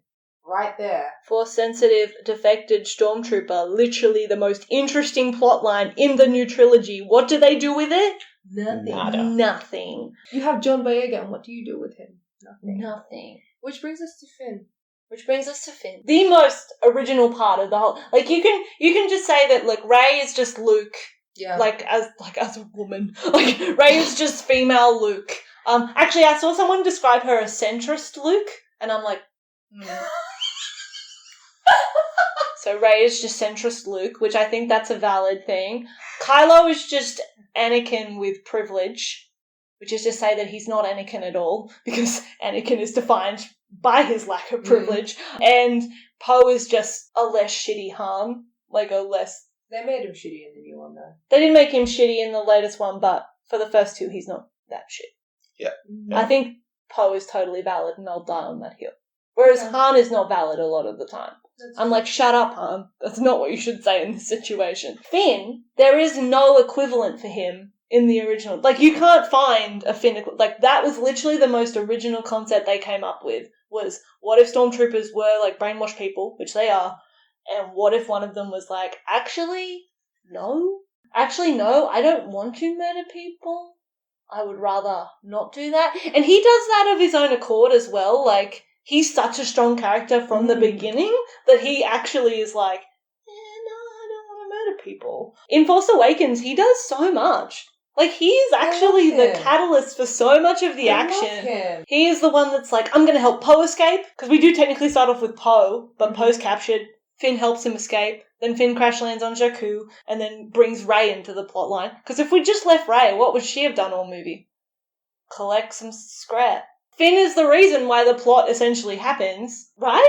Yeah. Yes. Finn is like the first face that we saw of this new trilogy. Remember In the trailer. Remember when that teaser dropped and like everyone lost their shit for a myriad of reasons. Black person in Star Wars? Oh my god. And everyone was like, who's John Boyega? And I was like, guys, I have the movie for you. Saw Rey in the trailer a little bit. I remember that first teaser trailer. The main thing I remember about it, I was like, wow, those were a lot of images. What does it all mean? Yeah, I actually still love The Force Awakens. I think it's a beautiful setup and they did nothing with anything that they set up. Yeah. You know, that's the great tragedy of the new trilogy. You watch Force Awakens and you're like, there's so much stuff here, and you did nothing with it. You know, and the main scene I always quote is, you know, that scene where they go to, like, the little Lupita Nyong'o alien? Maz. And Maz, they go to Maz, and Maz has Luke's lightsaber that he lost when his hand gets chopped off. And they're like, hey, Maz, how'd you get that? She's like, another story for another time. I'm like, hello, excuse me, I would like to know how you have that. Force Awakens set up some really great stuff.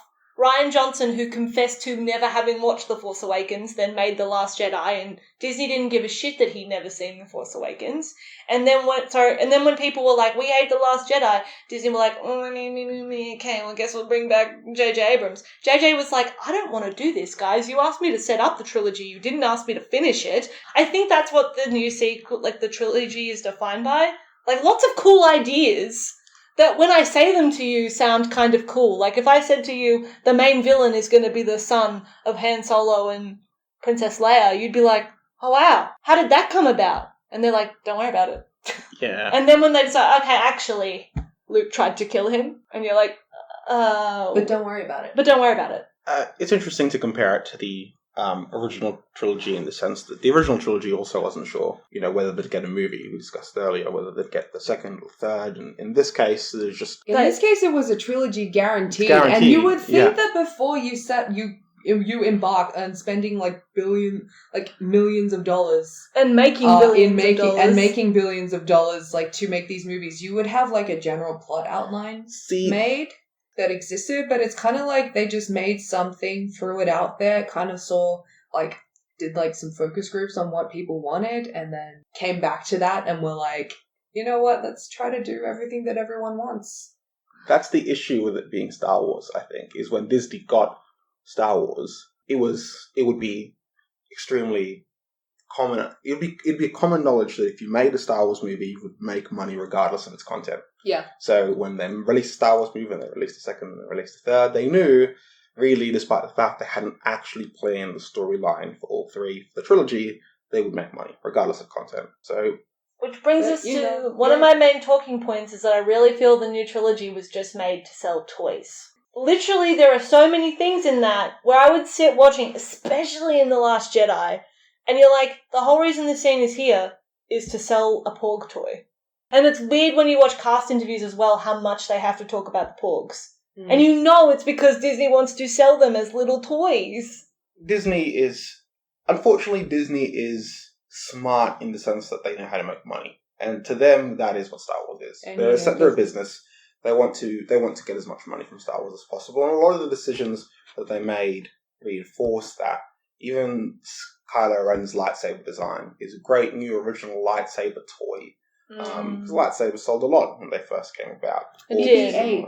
Yeah, even BB-8. Unfortunately, I like BB-8. I love him, though. He's so round. BB-8. You know, more aliens. Do you know what's cool? A weird stormtrooper with a spinny weapon. They can fly now. Fucking Funko Pop vinyls. Also, can I just say, I feel like even to the point where they would introduce characters for the sake of being like, we can sell that. Isn't that what Maz is, though? Maz. Yeah, she's a toy. She serves the purpose of, she's a double purpose of, furthering the plot a little bit, but also being a toy. It affects the plot. That mentality definitely affects the plot. Even so far as, Disney also owns Marvel, they have this habit of killing off a character, then announcing a prequel straight afterwards. Like, we killed Han Solo. Do you want to know? People are like, no, we love Han Solo. I want more Han Solo. Well, good news. We have the Han Solo movie for you. That was terrible. It's literal, but no, it's called, it's like a form of weird artificial scarcity. They're doing the same with Black Widow in their Marvel universe. It's again, they want to get people in the cinema or buying toys or talking about it in any way that the saving grace is that no one saw the Han Solo movie. Yes, that's true. People saw right through that, though. Most people were like, this is bad. Going on from that, even the Baby Yoda and the Mandalorian, I feel like that, even that concept, we have a Mandalorian. It's not a person. It's a figure. It's an action figure. And Baby Yoda is a prop. It's not even about, like, how can we create compelling stories that people want to watch. It's how do we create stories that are essentially advertisements that we can merchandise. Yeah, it's a business tactic. Yep. And unfortunately, that's what Star Wars is to them. Yeah, which is sad because, like, you actually had a lot of people who wanted it to be good, who wanted you to make something good, and you couldn't even do that. I wanted Star Wars to be good. I wanted Star Wars to be Again, good. like, you guys love Star Wars. I'm like, whatever about it. But, like, because it's so big, because it's so unavoidable, I would like a movie that's constantly shoved down my throat to be at least good. But it's not. And I hate people that are like, oh, if you just disliked Last Jedi, you just didn't understand it. It's not that complicated. Really... it's quite simple, really. It's actually, these movies are meant for kids, right? Yeah, that's a target audience, for the toys. I was in the cinema seeing Last Jedi, and some kid next to me, when Kylo came on screen and he had his mask off, he leant over to his dad and was like, "Who's that?" Dad was like, "Oh, he's the bad guy," because I heard them, and it's like, "Oh, so he's Anakin?" I was like, No. how could you? Also, like, I hate the way he's like, "I will finish what Darth Vader started." I'm like, what do you think he started? What do you think he did? What do you think he did? Like, that's never even... Anakin in Jedi Heaven is like, who the fuck is this? Didn't Luke tell him at some point? Like, hey, Surely. I would be dead if it wasn't for my dad, aka Darth Vader, who saved my life. And Kylo took that and went, anyway. Did Luke just tell him and then Snoke, that extra, also tell him something different? He was like, I believe you instead. Random extra. Yeah. And that's the thing about Kylo's redemption arc as well. Like, they kind of try to be like, oh, he was manipulated by Snoke / Palpatine. And it's like, where was that? Just assume it, that Palpatine made Luke hold his lightsaber up over him and change Luke's character It's just a waste of time. Force Awakens, they set up Kylo to be a villain. Last Jedi, they set up Kylo to be even more of a villain. They're like, oh, maybe he can be redeemed. Actually, no. The thing that bothered me about Kylo's quote-unquote redemption arc is that nothing new actually happens. It's not like something really crazy happens and he goes, oh, crap, I'm gonna change my ways. The only thing that really, maybe that's remotely like kind of a catalyst for it is like Rey stabs him. Exactly, yeah. And like, you got, I was like, oh cool, it'd be great if the movie just ended here. That would be great. Credits roll, we're done. But no, she brings him back. And he's just like, whoa. And then he's sort of standing having a crisis like, he's standing in silence.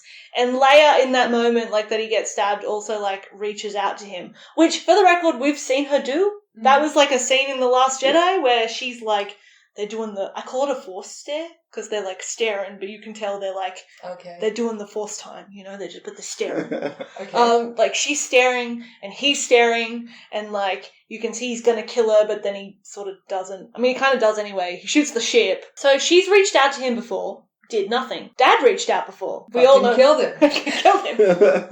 So there's literally the scene that's supposed to be the big, like, oh, he's good now. Guess what happens?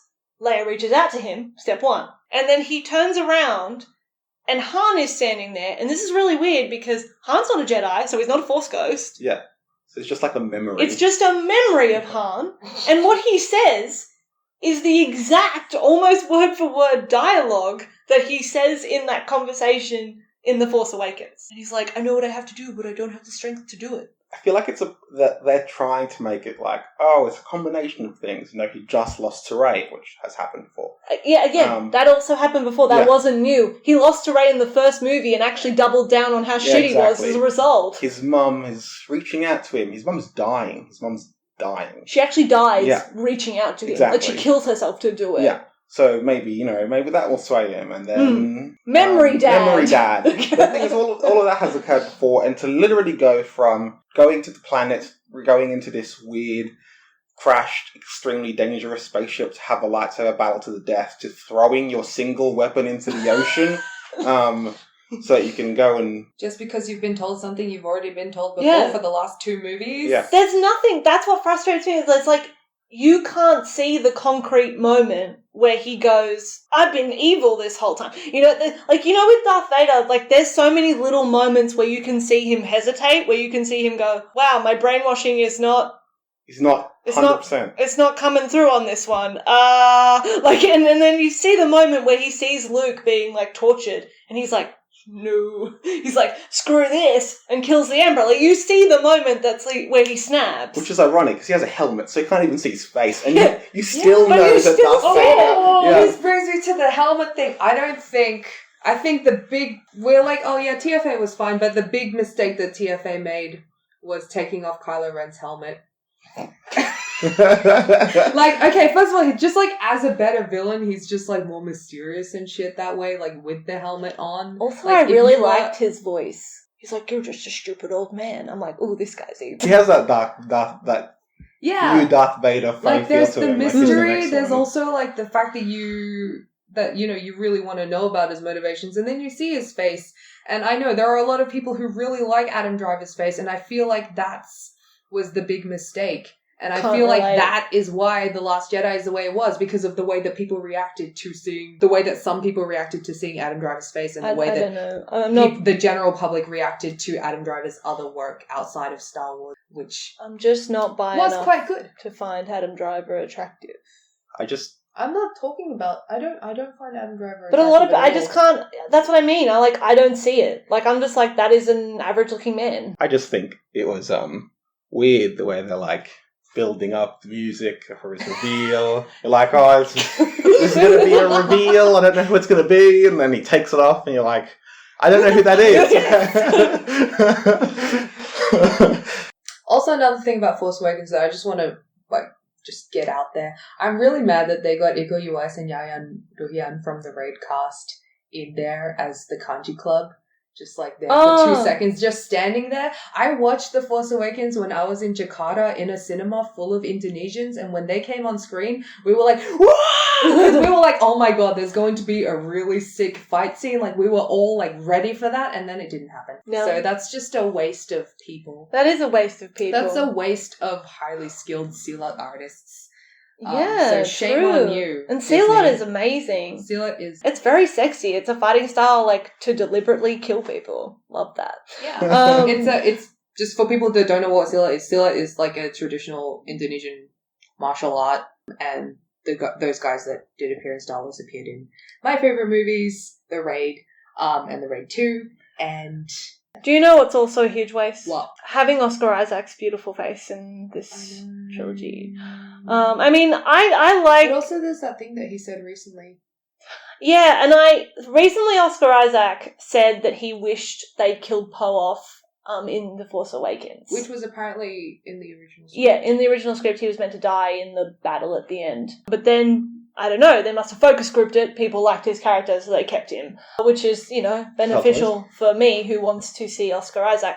It's very evident, I think, that now that when you know that they didn't really know what to do with his character after that. I mean, I do like all his scenes with Leia in The Last Jedi because I'm like, that's his mum. And what prompted Oscar Isaac to say this is because in the most recent film, in Rise of Skywalker, that's what it's called? Yes. In Rise of Skywalker, origin story is that he's some kind of space drug dealer. Which is something that Oscar Isaac, who is like a Latino actor, has done his very best his entire career to avoid roles like that. Yep. And for them to just spring that on him, he has no choice but to be in the movie. When he has no choice but to be in the movie is just the shittiest thing. It's so rude. And then on top of that, like, as if, racially profiling him like that in this movie is not enough, he was also very vocally, like, advocating for, like, Finn and Poe. From the very beginning, he was like, I believe that they are in love. Which I'm like, you say that, Oscar Isaac. You do that. In that origin story, they also make sure that they want you to know that Poe had a girlfriend and he is definitely straight. Here is Kerry Russell wearing a helmet to make sure, to not flirt She's with in him. a helmet? Yep. You don't see her face? You see her face in one scene. That is a waste of Kerry Russell as well. This whole trilogy is a waste, okay? They do that. It's a waste of my favourite people. They did that to Gwen as well. They did that to Gwendolyn Christie as well. Can you imagine putting Gwendolyn... They did that to Gwendolyn Christie. They did that to Lupita. Like, just a waste.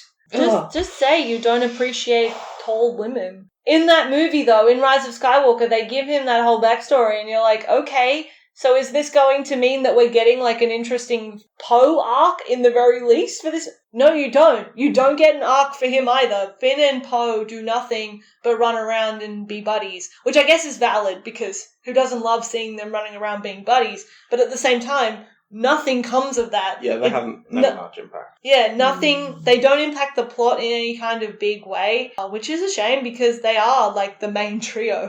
And that's what's interesting as well. We're meant to believe that, Rey, Finn, and Poe are the main trio of this, which is okay, cool. But the three of them barely interact in the first one. They don't interact in the second one. And then the trio in the second one is the one with Rose.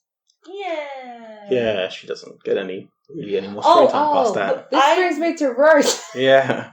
I think what they did to Rose, though, and what they did to Kelly Marie Tran in The Rise of Skywalker is much worse than what they did to Finn and Poe. Right, yeah. Because at least Finn and Poe are there.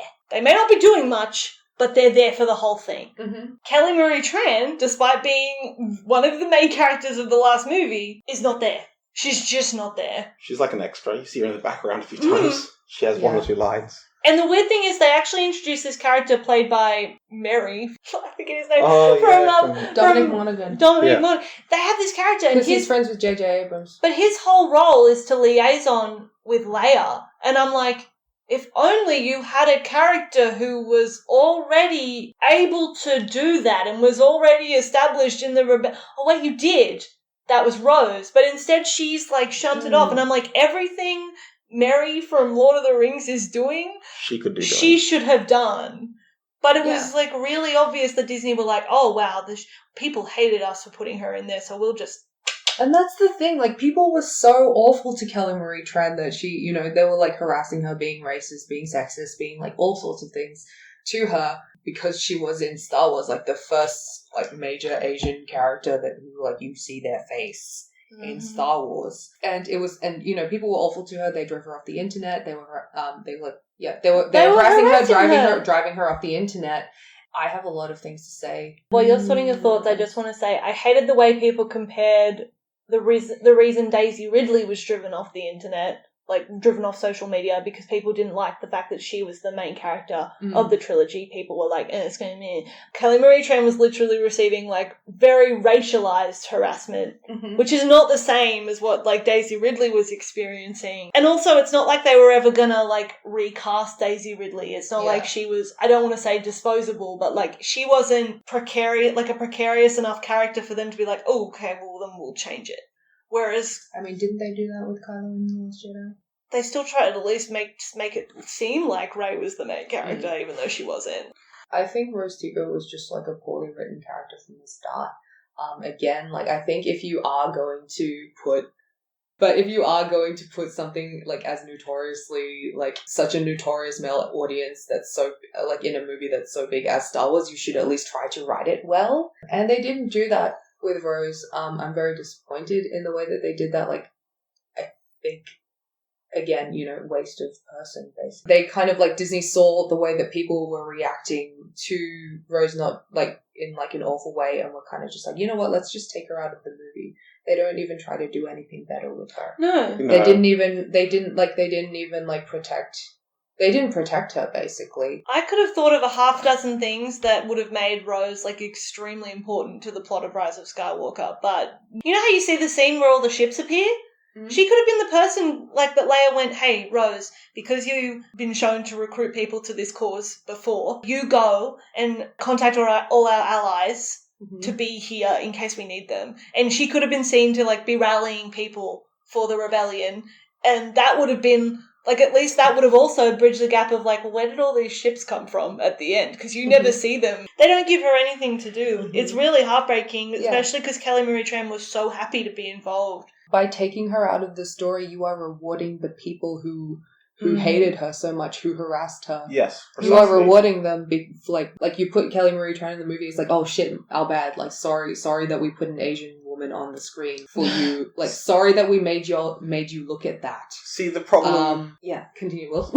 Sorry, see, the problem with it is the way Disney thinks about Star Wars is so incredibly based on trying to get as many people to that the most vocal people, whether those people, unfortunately, they're usually people who are angry and mad and hateful, are the ones that they'll generally listen to. So they're the loudest voice, even if they're not necessarily the majority, and they're trying to get as many people on there as possible. So if they think that's what will get as much people on there, they're willing to cut it out. And that's sad. That's why we're trying to get as many people to be as educated as possible and vote with their money. Because that way we can't. I also think it shows, like, a real lack of leadership, like, on Disney's part. Like, it just shows them to be cowards that they can't even commit, like, no, we put this character in here and we're going to keep them in here, and if you don't like that... Like, the movie that is literally too big to fail, the movie that they have been operating on as being too big to fail, they decide this is the one time that they're going to actually listen to critique. Yeah. And it's the wrong critiques that they're listening to. Yeah. I think that that's bullshit. I really hate, especially recently, obviously people are mad, people who like Kelly Marie Tran or who liked Rose are mad at the treatment of her in Rise of Skywalker, and they're all like, oh yeah, let's, you know what, we should have like a Disney Plus spin-off about Rose Tico.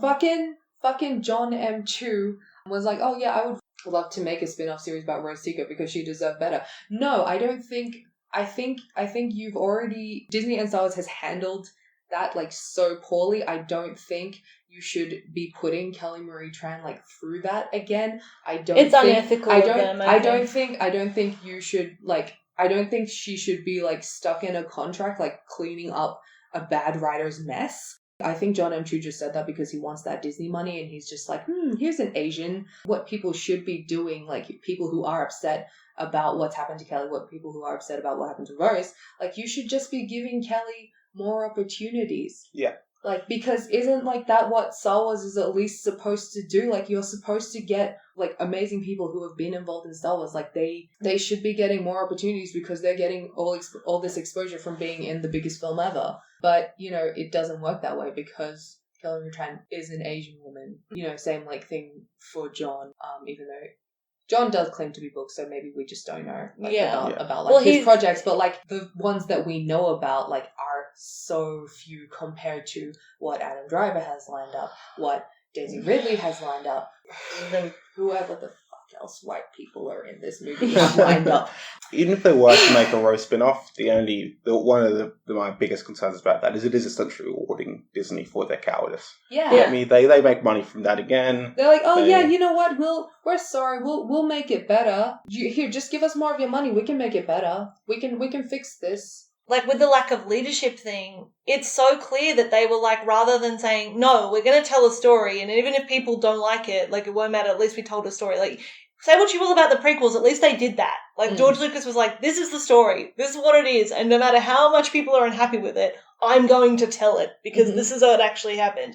But with the new trilogy, it's like they went, okay, here's a story we want to tell, like with The Force Awakens. And then people were like, you know what I really like? I like Reylo. Could you, like, make that a thing? And Disney were like, oh, people like Reylo. Yes, let's write that down. Like, people want gay shit in Star Wars. Let's well, we can't really do that, but we'll try. Like, we'll do a vague thing, and that'll like, they just were like, it's like everything they put out was like a weird, like, Star Wars almost became reactionary, which is a really strange thing. A trilogy shouldn't be reactionary. A story shouldn't be reactionary. Maybe if someone has a really legitimate criticism of something that you've made, and it's a glaring problem that you can fix quite easily, fix it. Yeah, by all means. But don't go, we didn't really intend for this guy to be like the protagonist, but I guess because people like Kylo Ren, we'll make him the protagonist now. See, one of the worst things about it is, as we said, this is probably the thing that least needs to be reactionary. Star Wars is too big to fail, essentially. So they could have just got a story. You could have just not given a fuck. Like, so what if Rise of Skywalker is the lowest rated Star Wars film on Rotten Tomatoes? Like, people are still going to see it. Yeah. It hasn't hurt. I don't think it's hurt ticket sales at all, really. They have said that this movie made significantly, like, it's made nearly $1 billion worldwide. But when you consider that by this point, Force Awakens had made nearly $6 billion. We're not getting our billions fast enough. We're not getting our billions fast enough. But I think as well, like, I don't think this movie will be a multi-billion-dollar movie. It's on its way. Maybe, but It's got like 10 million to go. Like less than that. Yeah, to reach $1 billion. Rise of Skywalker has not weighed anywhere near as much as Last Jedi or The Force Awakens. It's actually made like a fraction of the money that those movies have made. That's not to say it hasn't made money. Of course it's made money. It's a Star Wars movie. Mm-hmm. But like, I think Disney is learning that they can't churn out crap and expect people to take it. Are they? They made 80% of the box office in 2019. That's true. They have so much control. I mean, even superhero movies, they're going to keep making money as superhero movies.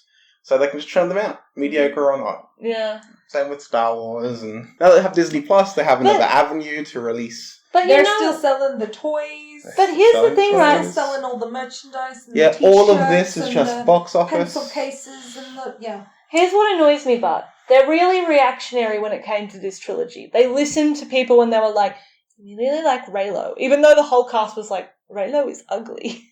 We don't want Reylo. Even Adam Driver and Daisy Ridley were like, we don't want to do that. Like, that's not, like, what we're here to be paid for. But they did anyway because they're being paid. But, like, they listened to all that. But when people have been asking for, like, hey, it would be really cool if we got, like, an Ahsoka Tano movie because she's an awesome character that could be fleshed out to be really cool. Anakin Skywalker's apprentice, like, becoming a Jedi and leading the rebels. That's really interesting. Why can't we have that? And Disney's like, what? You know what? They probably will. The only problem with that is when they do, if there's enough people being vocal about it, it's another thing that... It took them ages to be like, oh, people want an Obi-Wan movie? Who knew? It's like, literally everyone wanted an Obi-Wan movie. I think I'll acquire it legally from a shop when it comes out. Sure. Can I just say something though with John Boyega and Oscar Isaac and the way they talk about Finpo? Yeah, because I have a point. I have a very cynical point to make with that. Yeah. So I do appreciate that they do. Is Oscar Isaac and John Boyega have been very vocal about the way they played Poe and Finn in a romantic way. And this Oscar Isaac especially, I would John say. John Boyega's kind of on the side nodding, and I respect that. Yeah, he's sort of like, yeah. Like, he's like, yeah, I support you, man. Like, that's great. At the same time, I'm like, this is very reminiscent to me of all the actors that we've heard being like, yes, my character is pansexual. I played them that way.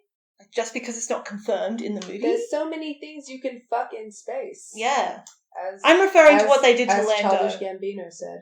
That movie made me really mad. I think I'm the only one at this table that did actually watch the Han Solo movie. One of the big marketing things for the Solo movie was that they confirmed Lando is pansexual. That was something that Donald Glover went on and on and on and on and on and on and on and on about. Yes, he did. He said it once. No, he said it a couple of times in his interviews. And I was like, well, that's very cool if it's true, because as I've said before in the discussion, a lot of people headcanoned Lando as bi, like even back in the, 80s. Mm. So I was like, oh, if they're going to do that, that's kind of cool. But when you watch the movie, what they think of as pansexual is actually him being in love with a robot, with a female by Phoebe Waller-Bridge. Yeah, with a Phoebe Waller-Bridge robot that is female. Yes. I feel like the robot looks kind of gender neutral. Yeah, but it's voiced by a woman. Yeah, that's true. But also, like, when people were like, oh, he's in love with a robot, I was really expecting, like, some kind of, like, Ex Machina type situation where it was, like, super humanized and super feminized. But actually, I was shocked to be like, oh, that's just, like... But they refer to her as her. Like, they don't... Like, it's not... Like, it's very obviously a woman, and it's, like, essentially just a relationship between a man and a woman. It really reminded me of how people were saying after Guardians of the Galaxy that Star-Lord is bi because he's in love with a green lady, and I was like, she's still a... So when I hear Oscar Isaac and John Boyega, I actually think this is a new brand of that. So instead of being like, oh, we played this character as this, so if you don't think that's this, then that's on you. Instead, it's like, we really wanted it to be like this, but Disney wouldn't let us. Like, it's like a tweak. They're doing the same thing, but it's like a tweak in the narrative to be like, I don't think it's bad that they're saying these things anyway. Like, No, you don't think that it's bad. I don't think it's bad. It's actually quite, like, it's so much better than what we're used to. Yeah. But it's also kind of like, we apologize for not queer baiting you. Instead, we're going to do this. Yeah, instead we're going to just say how much we wish we could have done it. Which is fine, because Mark Hamill... my white father, Mark Hamill, he actually was doing this, like, long before Oscar Isaac and John Boyega were, like, with Luke. Like, from the very beginning, people would be like, I think Luke's gay. And he'd be like, right on, man. That's great. This is a franchise that is run by homophobes. Yeah. I don't know what the actual use is of being apologetic about. Well, I mean, it's just nice. It is nice, but... It's just nice. It just makes you sad. Because it raises your expectations on something for no reason. Yeah. Oscar Isaac and John Boyega, I'll believe it when you do some actually gay roles in other movies. I feel like Oscar Isaac. Yeah, when is he going to, though? Yeah, when are you going? Like, I'm shocked that Oscar Isaac hasn't been gay in a movie yet. Like, I'm absolutely appalled. Like, you're like, I don't stand him until he does this.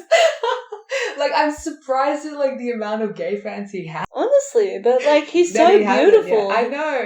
His beauty transcends. He's beautiful. You know that video of them reading thirst tweets and Oscar Isaac's reading that tweet? It's just like, unfortunately, Oscar Isaac is still incredibly hot to me, who is a total lesbian. Like, that's me. Like, it's not me, but it's me. Do you know how, like, when that video dropped, like, so many people sent me a screenshot of him saying that to me, and I was like... You were like, oh, I'm being read for filth by Oscar Isaac himself. We know that Disney has a gag order on literally so many things, and it's really interesting to me. Suspicious. It's suspicious to me. That's why I'm cynical about it.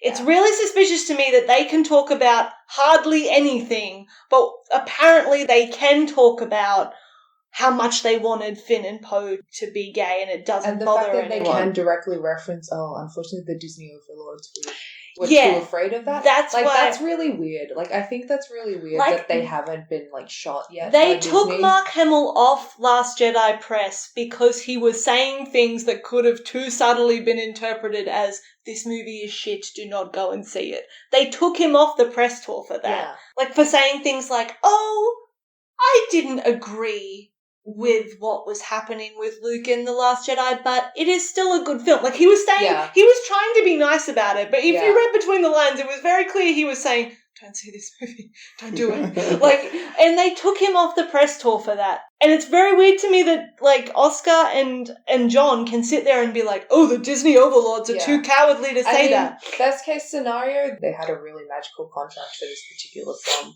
That's the best case scenario, but also it's, like, very difficult to believe. So I just really wonder. I guess, like, we'll only be able to tell with time and to see, like, if this technique is adopted more widely with other franchises, like, to see what that is. But I don't want to think the worst of them at this point. And, I don't know. I don't think you want to. I want to make the point. I'm not blaming. To be suspicious. I am not blaming John Boyega and Oscar Isaac for anything. Disney is its own thing with its press team contract. Like, that is. It is their rule. I am not blaming them. I am blaming the institution that they have like been a part of and are like representing in this moment. But I'm not blaming them. Like, they are actors and they are lovely people. From everything that I know about them, they are lovely people. And John Boyega, I love what he's been doing in the past week of roasting. I wake up on New Year's Day and he's just replying to people who are just being awful and racist to him on Twitter. Like, say that. Yeah.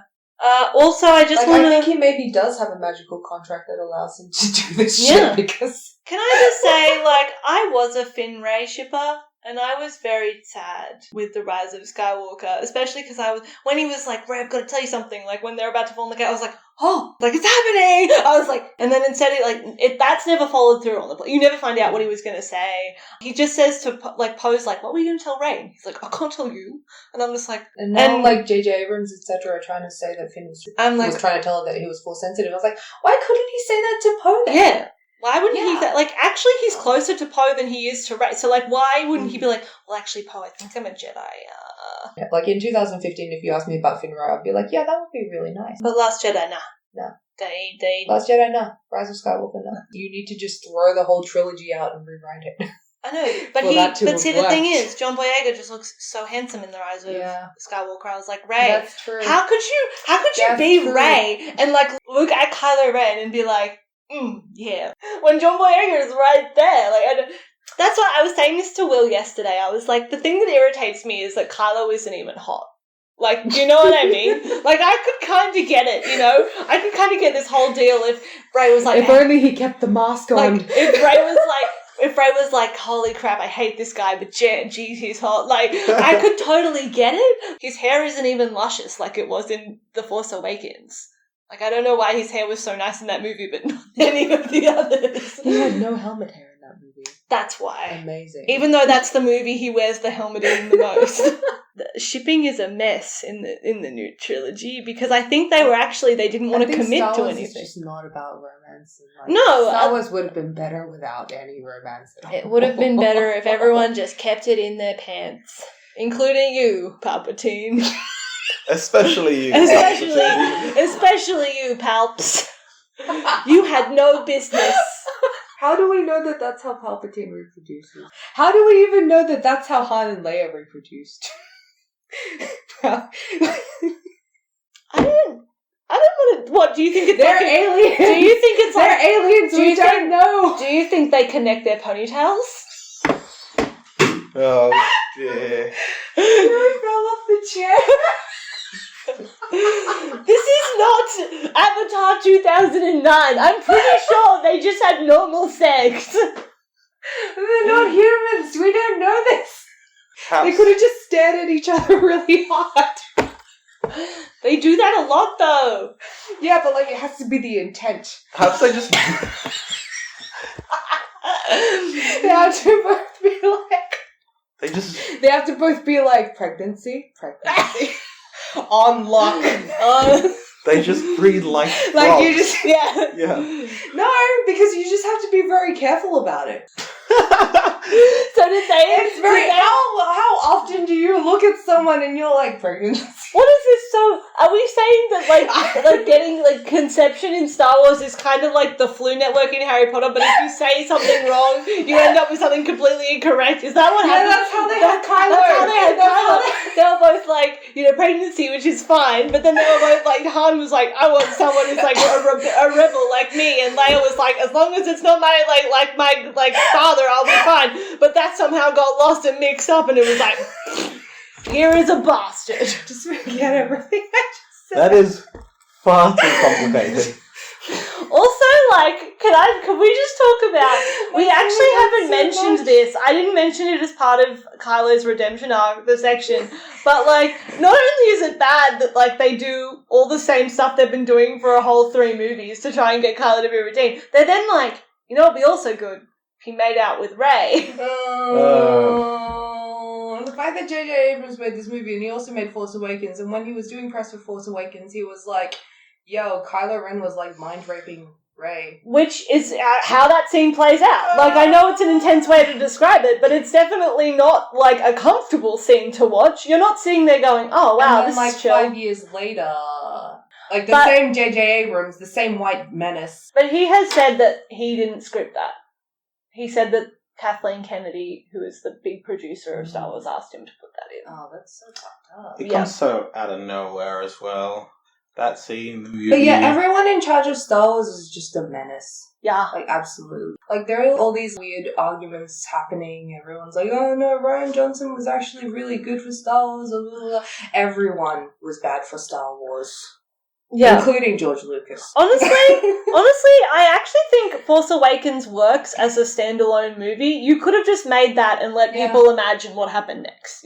Because it was nice, it was fun, we all had a good time, we came home afterwards and was like, yeah, there is a parallel universe out there somewhere where that's all that happened. And Last Jedi never happened, Rise of Skywalker never happened, Rogue One never happened. I don't think Rogue One is useful. So much of it is just relying on nostalgia and not really relying on how to use that in an interesting way. You could argue that Last Jedi tries to do that, but ends up just shitting over everything. I guess the thing that annoyed me in Rise of Skywalker, especially because, as I haven't made it clear on this podcast, I'm a huge fan of Anakin Skywalker. as a person, even though he's done shitty stuff. I know that, but As a character. as a character, I think he's like a very cool character. And what really frustrated me more than anything else with having Rey being the one to destroy Palpatine, I'm like, so is Anakin like nothing to you? It invalidates it, yeah. It completely invalidates his whole arc. And they couldn't even have the balls to make Rey a Skywalker, so at least it could have been like, oh no, she's the one that's the chosen one. She's just gonna kill Palpatine. But then the way they establish Palpatine coming back, it's like, but he could just come back anyway. It just opens up this big can of worms. Big can of ugly, palpy worms that are like... That can be reopened at any time to make some more money. Yeah, to make more money. Oh, I haven't said what's good about the sequel trilogy. And the one thing that I want to say, the only valid thing about The Rise of Skywalker, is that they gave me my wish, which is that we see Leia train as a Jedi, and I was really happy about that. And you see Luke and Leia training together in a little flashback, and I was like, look at my Skywalker twins hanging out. That's nice. The only thing I hate about that is that sets up this idea that Leia had a lightsaber, and then in the next scene, Rey does this thing that's quite cool, but there's no real established rule of how she can do it. She passes Kylo the lightsaber through the Force while he's somewhere else. And I'm like, that'd be cool if there was any explanation as to how you guys can do this. That whole Force space-time thing is completely unexplained. It's like a completely... Like, it's just there for convenience. Yeah, like, there's a point in The Rise of Skywalker where Rey and Kylo are talking to each other, and he's, like, trying to figure out where she is, which means I was like, so you can't see her surroundings until she, like, knocks over a vase or something, and it breaks, and it's like, you know where you are. It's like, did you know the sound of that vase? Had you broken that vase many times before? No, because when it falls, he follows the vase. Yeah. But it's weird because in The Last Jedi, he's like, I can't see where you are, I can only see you. They established that they can't actually see where each other is, that's why he can't actually find her, which makes the whole explanation of Snoke connected them to try and find her makes it really dumb, because it's like, if Kylo can't see where she is, how is that meant to help Snoke find her? Snoke's idea was basically to have Kylo annoy her into telling them where she is. Well, it worked, sort of.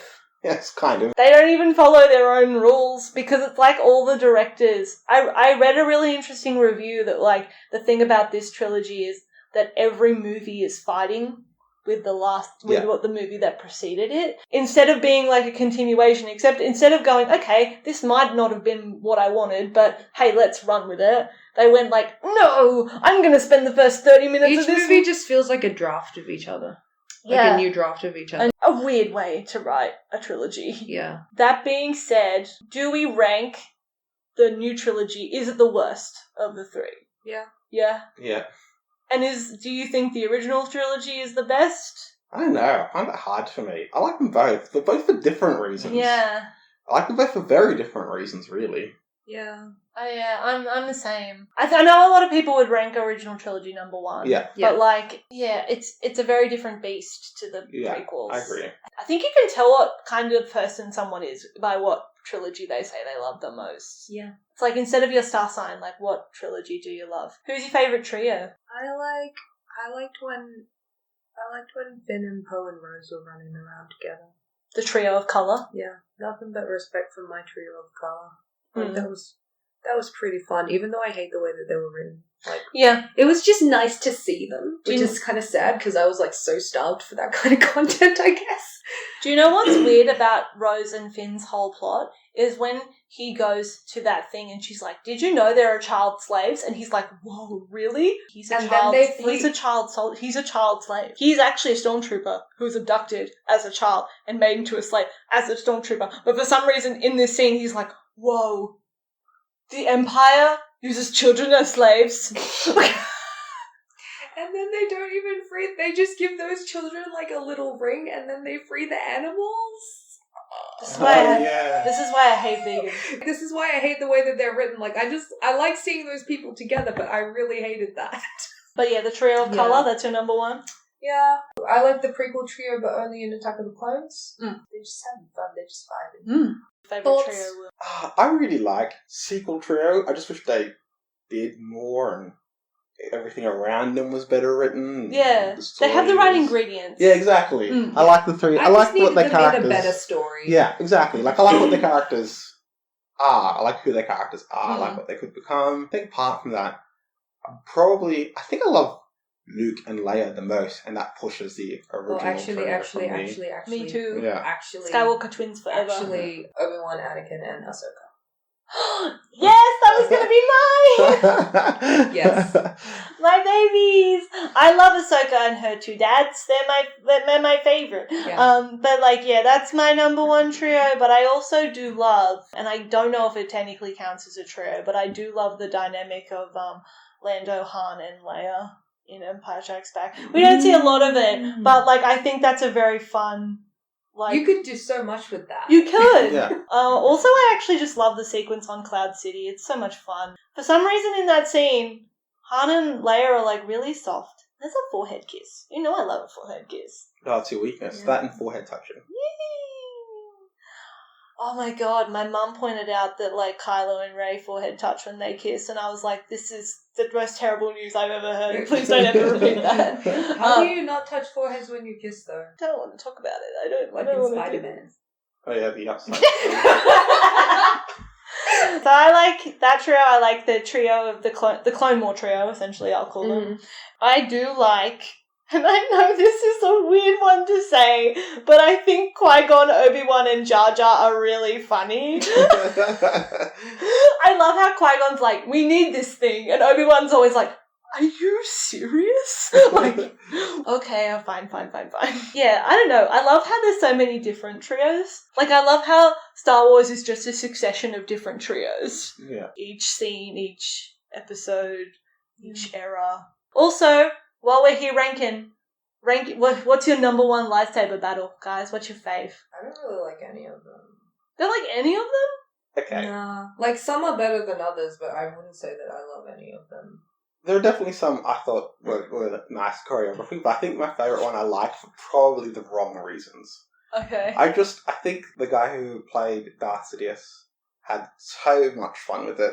It's fun watching him say those extremely I yeah. am the Senate. It's just so good. I love it. It's so over the top. I love it. And his cackling during that lightsaber battle with Yoda in number 3. Always, he's having so much fun. I'm having fun with him, you know? I gotta say, Ian McDiarmid, he actually makes me like Palpatine, because Palpatine's gonna come in and it's gonna, whatever he says next is gonna be iconic. Ian McDiarmid is just, great as villain. He is. Yeah. He's got the voice. He's great. He's great as Palpatine. He's great in Utopia, so... I knew you were going to bring up Utopia. That's literally, that's the only reason I brought that up. That's Dee's favourite show that got cancelled. What show? My favourite show that got cancelled, Utopia. Yeah, I have it. I haven't watched it yet. But yeah, it's apparently very good. My favourite lightsaber fight is between Yoda and Count Dooku. Just because it was just so exciting for me. As a kid, I was like, Yoda can fight? Why does he walk around with a walking stick all the time? See, a lot of people hated that fight because they thought Yoda shouldn't wield the lightsaber. It undermines But he's his... a Jedi Master. Exactly. It undermines his wise sort of old man sort of figure. I love that fight. I actually love how it starts because Count Dooku has just wrecked Obi-Wan and Anakin in 10 seconds. They're like, Sith Lords are our speciality, and then they're just completely wrecked in under 30 seconds. And then Yoda's like, I'm gonna have to go rescue these bitches. Also, I like the design. I think Count Dooku has the best enemy lightsaber design. I like his little curve and the way he holds it sort of like very elegant. It is. You know why? Because Christopher Lee is classy. Yeah. So they gave him a classy lightsaber. I know it's not technically a lightsaber fight, but I love... Oh, it is, actually. I love Grievous and Obi-Wan in Revenge of the Sith. Oh, no, never forget that reveal with Darth Maul. And he's the one. Yeah. And then the second one pops out the other end. Oh, and you're like... yes. Epic. Also, that is an epic fight between Darth Maul, Obi-Wan, and Qui-Gon. Yeah. That's like an anti-trio. but it's a trio because they're all together. But yeah, I didn't. Also, as much as I hate to admit it, I really enjoyed the fight. As a fight, I really enjoyed Kylo and Rey's like final showdown on the ruins of the Death Star. Yeah. Like in the like visually, that was like very pleasing to me because like all the rain and the waves. But I really did burst out laughing though because there's this one bit in that fight that I don't think it's intended to be funny, but Rey like does this incredibly like complex like triple backflip somersault like onto the next part of the ship, and then Kylo just watches her and is like, just walks. You're just like, I'm not doing that. I can just walk. And I was like laughing because I just thought that was really funny the way she like looks around after she's done her superhero landing, like we're freezing. And then Kylo just walks like over from where they was like, and I do like that showdown. I think it's a good fight, and I think Rey would have wrecked him like she has nearly every other time, except she had to redeem him because that's apparently her job. Also, like, I actually kind of hoped, I was like, when they pull their lightsabers out at the end, I was like, does that mean Rey and Kylo are actually going to fight together, like, properly and, like, as a team against... Am I going to see Palpatine fight again? Because that would be really cool. Yeah. Nope, he's just going to wreck them in under 10 seconds, like... Okay. A Force dyad! Literally, when he said that, I was like, you just made that up. That's not a thing. Force died. You just couldn't say, 2 Jedi. That's not menacing enough. No, that's not menacing. They have a more iconic joke. And everyone's like, literally anyone else.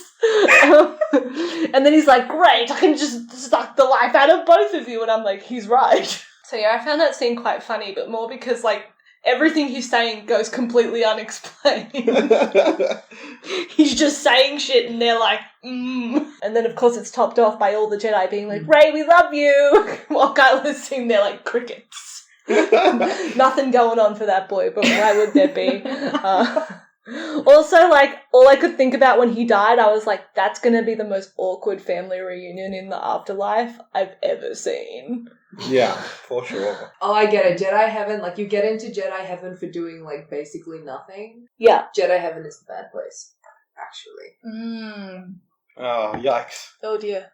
That's that for another time. Let that for another time. But, I think that's all... Damn, they sent Anakin to Jedi heaven to spend time with, like, all those awful those people who were awful to him, so, like, I mean... And all the people he murdered. Yeah!